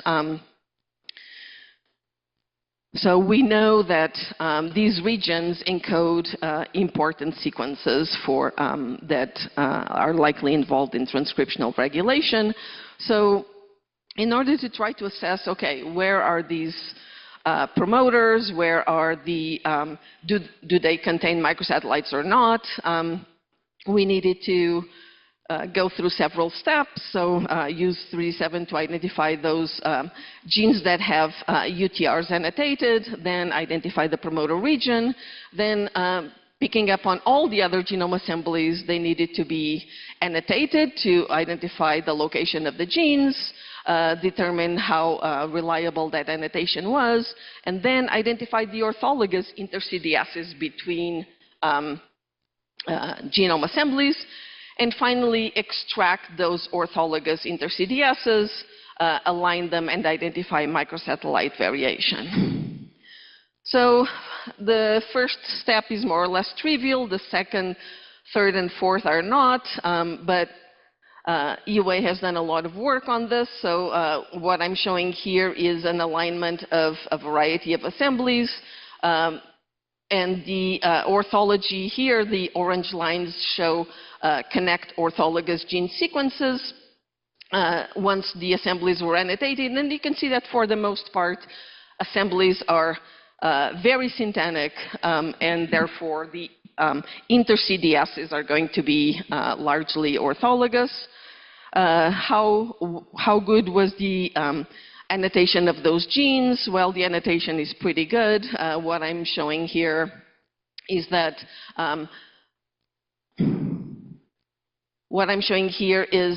for several of these genome assemblies, one color per assembly, Yiwei identified how many genes differ in length for the annotation between that particular assembly and 3D7. If the genes are correctly annotated, in particular the start and the stop, the position of the start and stop codons, then the inter-CDSs next to them are going to be correct. And what you see here is that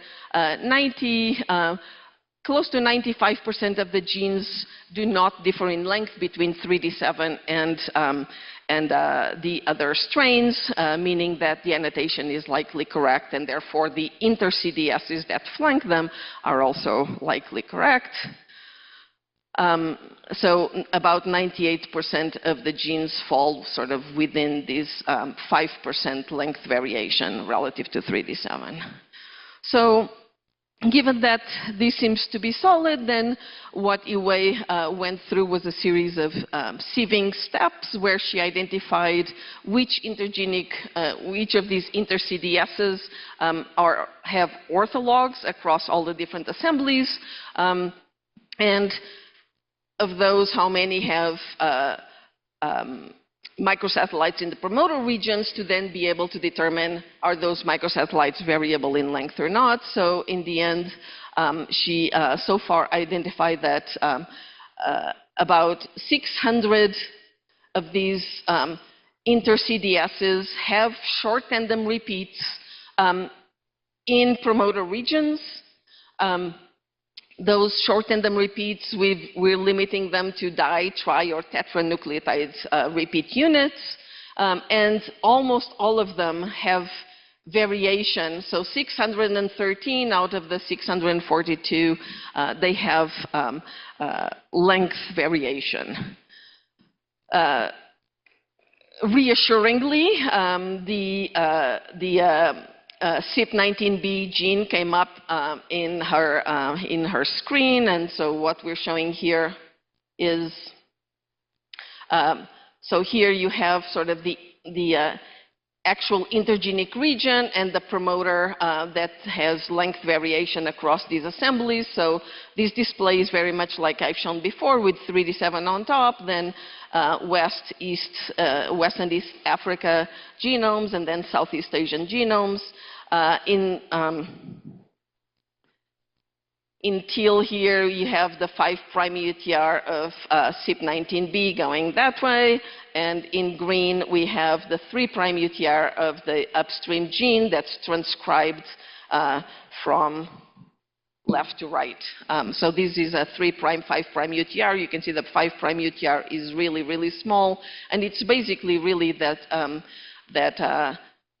repeat, that A and T repeat.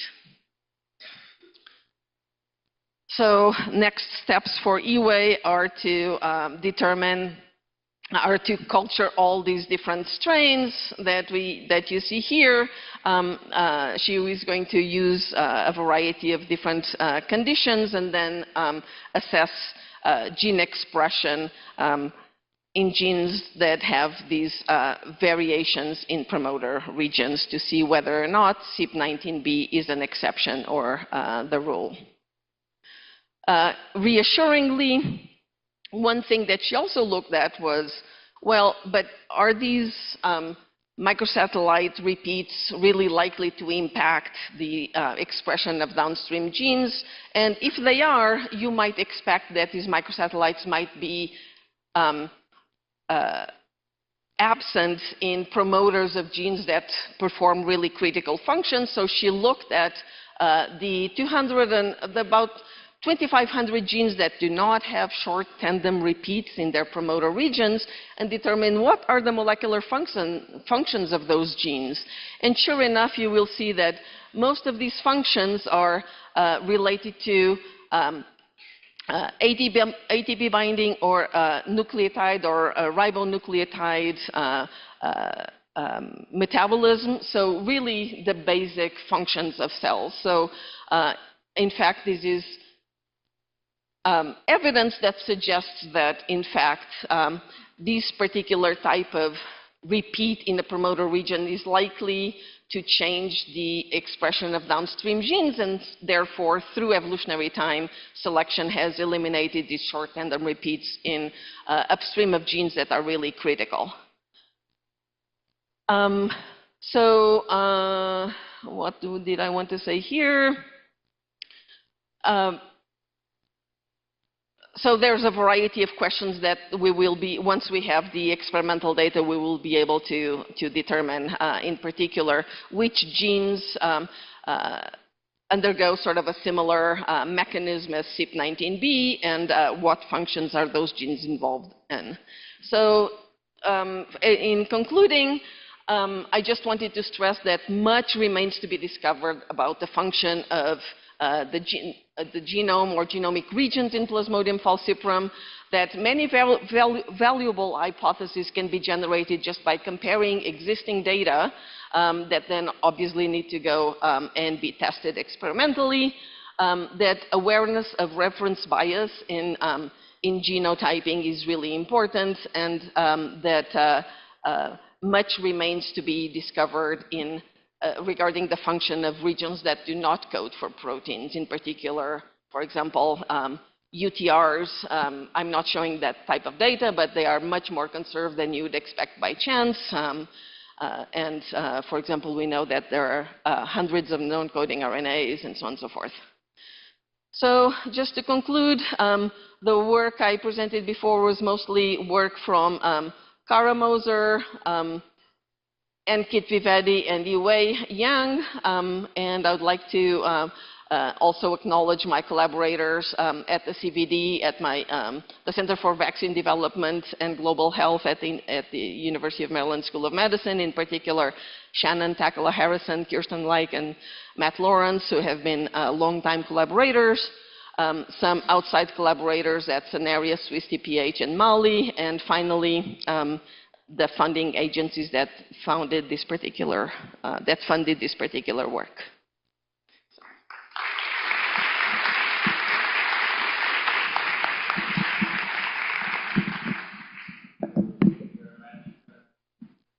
Is it working? Yeah.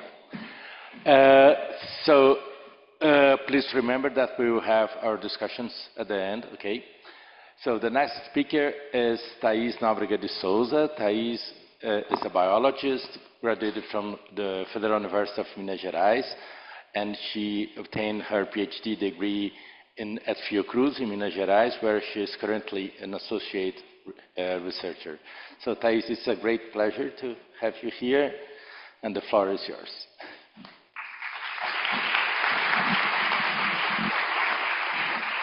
Thank you, Marcelo. I swear I wasn't trying to run away because I had a little delay.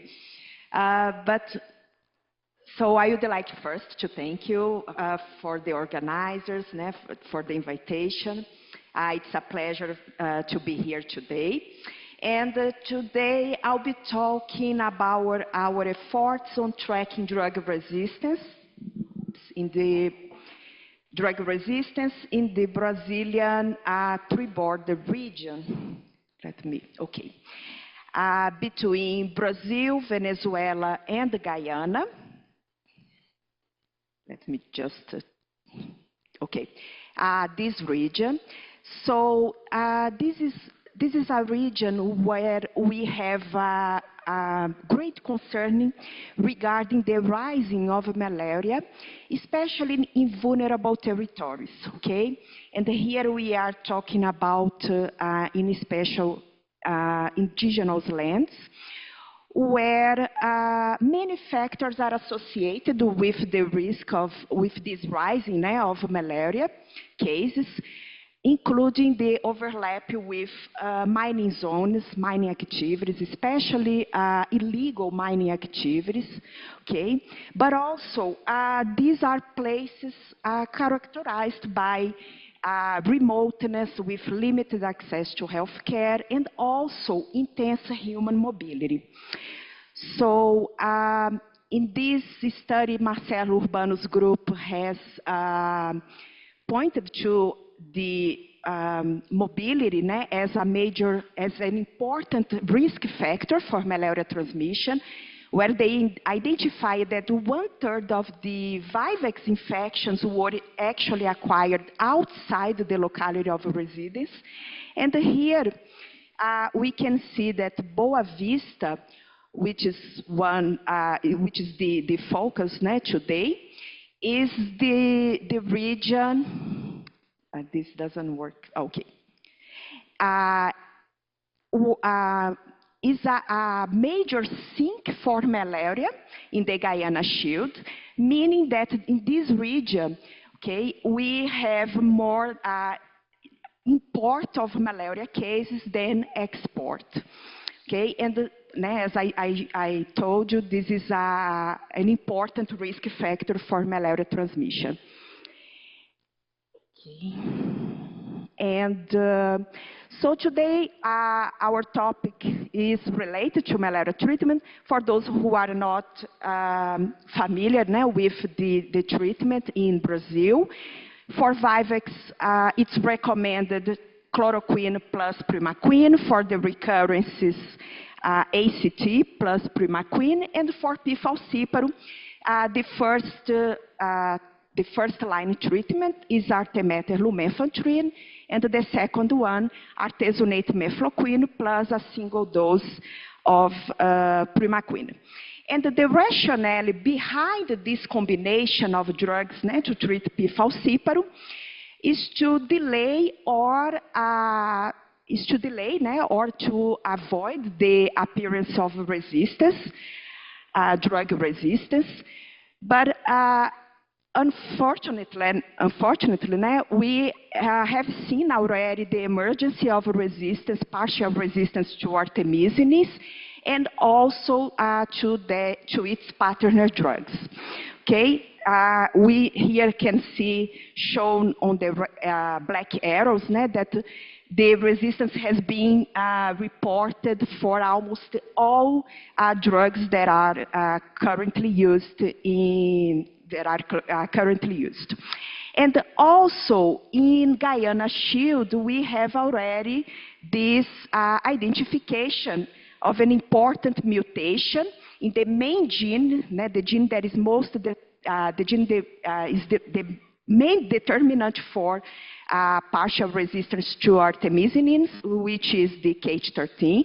So it has been already described in Guyana, and also some variants to the partner drugs. So this is a big concern in this region that we'll be talking today. So all these observations motivate us to implement a genomic surveillance initiative to track antimalarial resistance markers in this region delineated here in the map, which is known as Guiana Shield. Okay, so here we see we have this.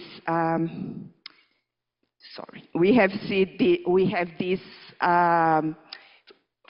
border between Brazil, Venezuela, and Guyana.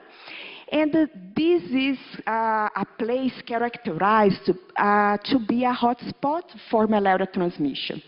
Okay, and also an epicenter for drug resistance.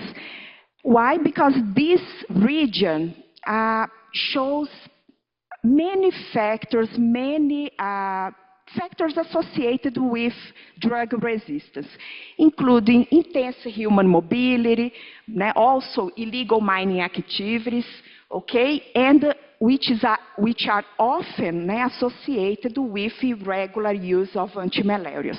Okay, so all these factors contribute somehow to the emergence and the spread of resistant variants, especially in this place. So, in a collaborative project initiative, our main goal was to develop a tool able to detect low-frequency variants in polyclonal infections, which are very common in malaria infections. And why this is important? Because the early detection of these variants can anticipate the expansion of these variants in the parasite population. So our approach included deep sequencing of a panel of genes, 48 genes, all of them associated with drug resistance, okay? So full length, 48 full-length genes of P. falciparum and 11 genes of P. vivax. Very briefly, the workflow included a whole genome amplification prior sequencing and a dedicated bioinformatics pipeline in collaboration with Dr. Antonio from Fiocruz-MG. He's a bioinformatician. And here we can see that our approach achieved high depth and also high coverage for the 48 genes of Plasmodium falciparum. The high depth, read depth, means that each base was sequenced on average 1,000 times, giving an impressive sensitivity to the method, which is important to characterize this kind of low frequency variants. And also the panel had showed good performance for DNA extracted from whole blood, but also from dried blood spots, which we expect to recuperate low amounts of DNA. So this is the most important results for this part of the study, because here we see for each sample on columns that we sequenced for the 48 genes, we see this enrichment of low frequency variants, here shown on lighter blue. And this pattern is consistent with polyclonal infections, which are expected to be more prevalent on high endemic areas as Mali on the African continent. Okay, so what does it mean? It means that depending on the sensitivity of the method, these variants could be missed and remain undetected. So the panel also showed a great performance for Vivex targets, high coverage proportion, and also high median depth. And here again, I show in a different representation this enrichment of low to intermediate frequencies, of variant frequencies. And again, here, depending on the sensitivity of the method, this could be missed and remain undetected. So, we applied, by applying this approach to a set of falciparum samples collected in Roraima state, we showed using the 48 genes, the high genetic relatedness between the Roraima samples, Brazilian samples with French Guyanese samples, okay, probably reflecting the close proximity, but also the human, human migration in this area, in the Guiana Shield. But here I would like to highlight an important finding that we had in this part of the study. We were able to detect this variant in CRT gene, okay, and only using this approach and not Sanger sequencing. And this variant, along with multiplications in plasma epicines 2 and 3, are associated with piperaquine resistance. This has been already described in high prevalence in Guyana, Suriname, French Guiana. Okay, this was the first time reported in this area. But one curiosity here is that piperaquine is not a drug officially used in Brazil or in any of these countries. So the possibility is that the irregular use of 1-ACT containing piperaquine that has been already reported in these areas, especially by miners, can be the driver for this selection for these variants. Okay, so this is an example of a clear example of irregular use of drugs driving the selection of drug resistance variants in this area, in Brazil. So regarding the drug that has been used for decades to treat P. falciparum malaria, artemether lumefantrine, we for the first time now are documented the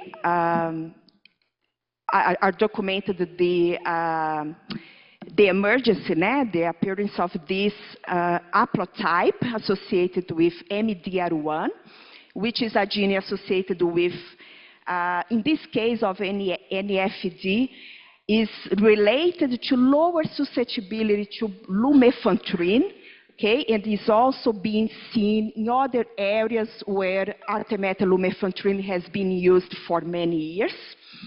So this is the first time that we are documented the appearance of this haplotype. And another evidence for this selection on MDR1 is this sharp decrease in microsatellite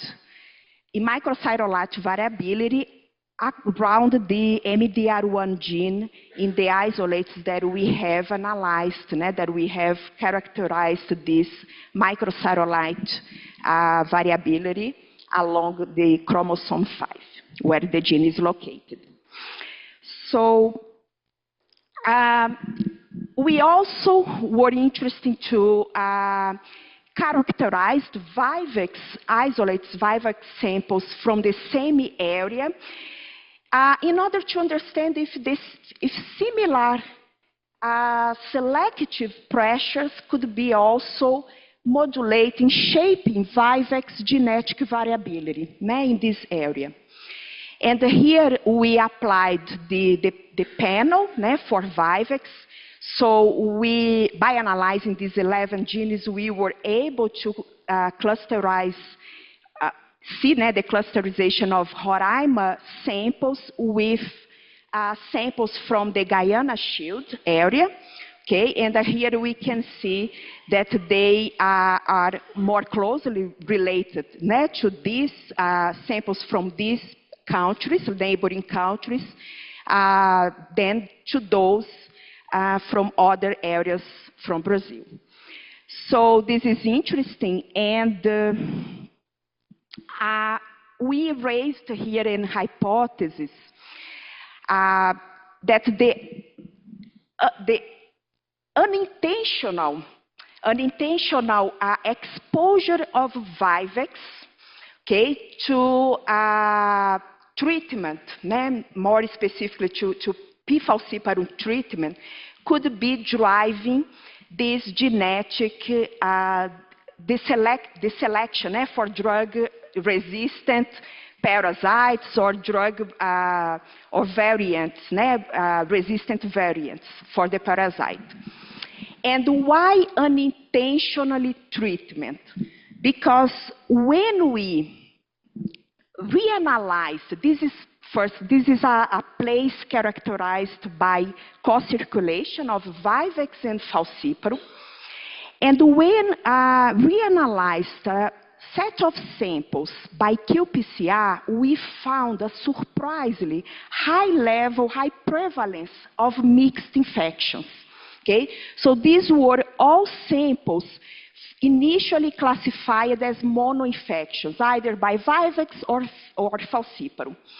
And by reanalyzing by qPCR, we found that actually 20% of these mixed infections were 20% of these monoinfections by microscopy were in fact mixed infections by Vivax and falciparum.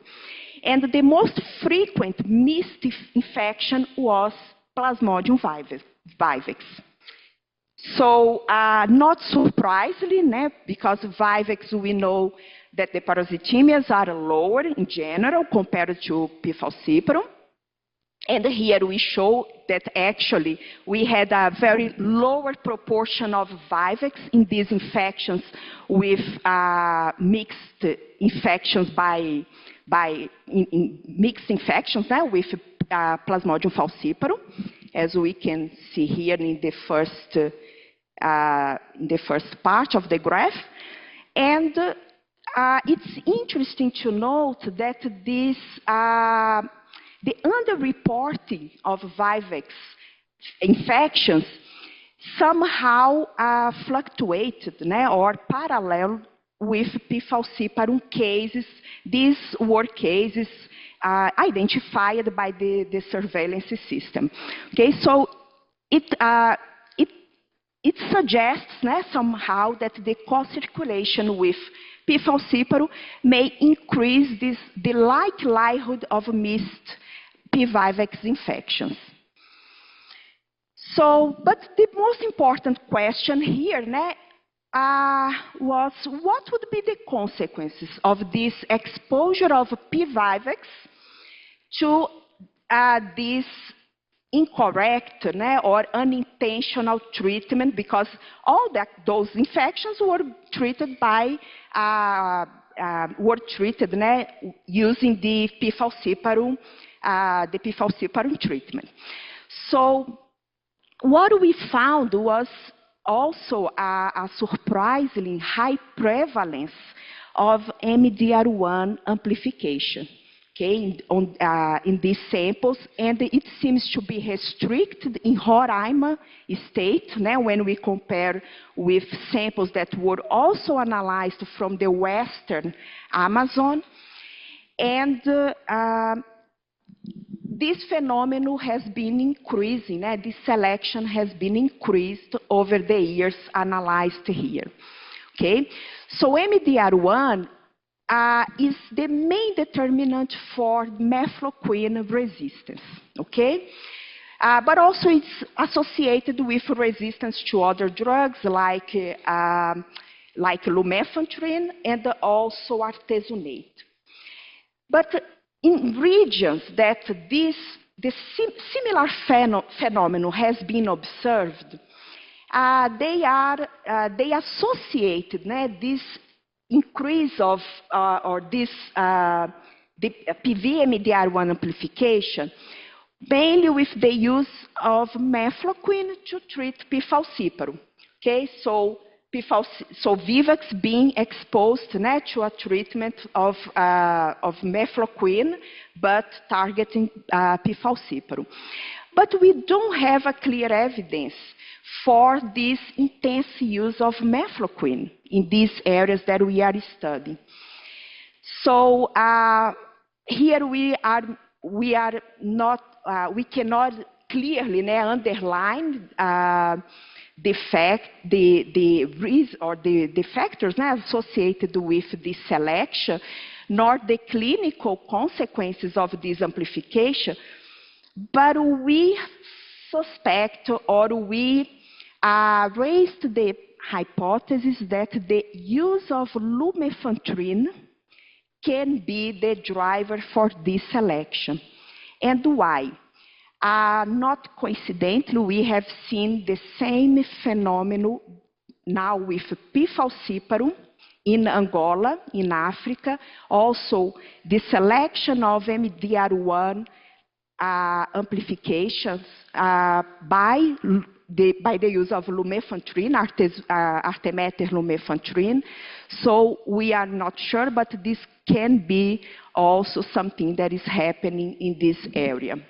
Okay, but one thing is clear, it's not chloroquine, which is this driving force, because mutations in MDR1, including these amplifications, have opposite effect on chloroquine and mefloquine and possibly lumefantrine, in a way that these multiplications is actually associated with a lower sensitivity to chloroquine, okay? While gives a higher sensitivity to mefloquine and possibly lumefantrine.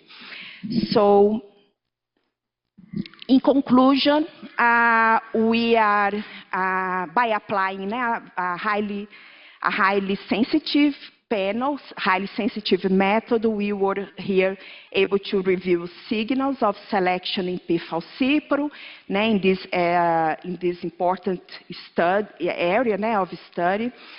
And also here we present evidence for underdetection and inadequate treatment of Vivax, contributing somehow to the emergence of MDR1 amplification. We need now to understand the consequences of this. And altogether, these observations raise an alert for the ongoing use of genomic surveillance and the early action to preserve treatment efficacy, especially in this area, this endemic area in Brazil, okay, the Brazilian tree border. So, I'd like to thank you, all the collaborators, including our students who has been working very hard in this project, and also the funding agencies, and thank you all. That's it. Okay. So, Tais, once again, thank you very much. So we have very limited time for questions, but I think this is very important. So if you can keep your questions very brief, I'd be pleased to have the session now. So who would like to present any question? Please go to this microphone, I guess. That's the easiest way. And you must have some microphone. Quick question for Joana. Nice talk about the non-coding regions. Quick question. You did analysis of the promoter sequence. Have you ever think about doing the same for intronic sequences and see like size variations and like transcription variation in the like caused by the intronic sequences?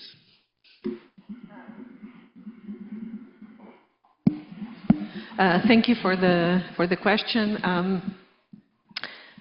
Yes, I think there are. I'm interested in all these potentially relevant regions of the genome, introns as well as UTRs and intergenic sequences. We have a lot of evidence that suggests that they're more conserved than they should be by chance. But I have not looked into introns, and I don't have the bandwidth to do it. But I would encourage anyone who is interested in doing that. I'm sure you'll find something. So, more questions from the audience? Come on, please, don't be shy. It's the first session. So, great. Marcelo. Thank you very much for excellent presentations. And I have a question to Joana. And Joana, you are working with field isolates for several places in the world. And have you considered host characteristics or polymorphisms that can direct these selection in the parasites or vector species? Thank you. Excellent question, Marcia. I think you're right on the mark there. We do have preliminary evidence that some of the geographically relevant differences between strains from different geographic regions, that a large proportion of them has to do with adaptation to different vectors. As you might be aware, vectors are very different in Southeast Asia and in Africa. And in addition to that, yes, I do think that it's really critical to look at the contribution of host factors as well as vectors in acting on these variations. So, but it's only by, you need to start somewhere. So I think first sort of digging up some of these variants and trying to select them in a way. So that's why we selected things that are, or variants that are fixed for different allelic states in different continents, so that we have both a difference, potential difference in vectors, also potentially difference in the host, the human host populations. So yeah, I think there's plenty of room to explore host factors there. More questions? Okay, so Beto.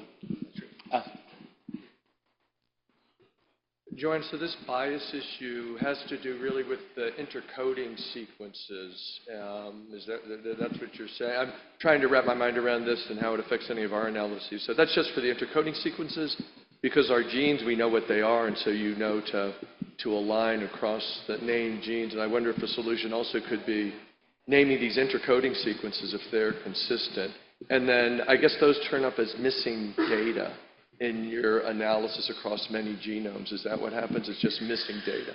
So I think the way to think about it that makes it, I think, fairly obvious is that Plasmodium falciparum 3D7, for example, is missing large regions that are present in other assemblies. So those regions you won't even be able to genotype, right? And while it's true that for a large extent we know a lot about different genes, the single copy genes are relatively easy to identify whether or not they're present, but then you have sort of a whole hundreds of members of multi-gene families that are present in very different frequencies in different geographic regions. And part of it is that they're missing large pieces of chromosomes, and you'll never be able to identify those if you map simply to 3D7. But yes, in addition to that, some of these genotyped, additional 50,000 genotype sites that we're able to catch, some of them will be present in these regions that are missing altogether from 3D7, and some of them are just present in really variable regions, including in some of the members of multi-gene families, and you just can't genotype, you can't identify those variants, because the reads from different clinical isolates won't map to 3D7. Right. So then maybe the solution is not using parasites that have been in culture for decades and maybe sticking to field isolates. There's many interesting data to dig from here, but one of the things that we see, for example, is in Southeast Asia, the strain that had the longest genome is actually NF135, which has been in culture, as you know, has been in culture in the lab for a long time, and so it has not been subjected to a lot of these more recent selective pressures from a variety of drugs and so on and so forth. So yes, there's also that dichotomy between lab cultural strains versus more recently collected strains. Thank you. Okay, so maybe the very last one, very brief, please. Really, not even a question. I just want to thank Dr. Snounou for acknowledging the bioinformatician and its importance in this whole era of genomics right now. So, thank you. So, thank you very much once again. It was a brilliant session. We will have a very brief coffee break, but of course, I know many of you have interesting questions to all the speakers, so please don't be shy and approach them during the coffee break. So thank you very much once again to the speakers and the audience.